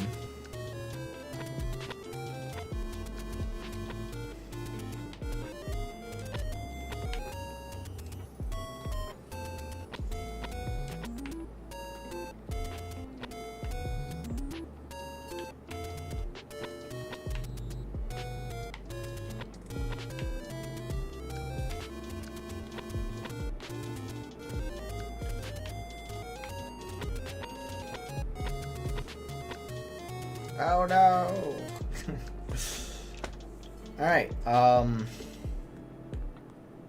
cool.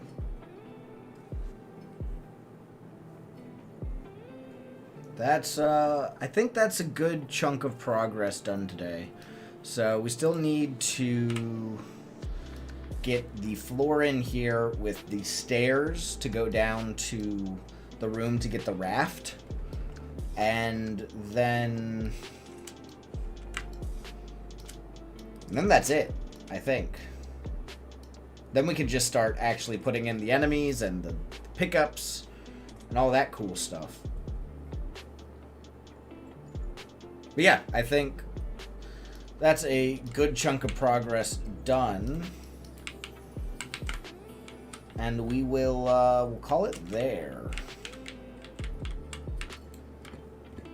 Thank you for watching. I'll be live again tomorrow, where we will be getting the rest of Dungeon 3 built with the Zol and the Dark Nut and the raft pickup item, link it up to the location in the overworld, get the doors and keys and stuff in place. And if we have time, we'll work on Manhandler, but I don't think we'll have time for that. I will see you guys tomorrow.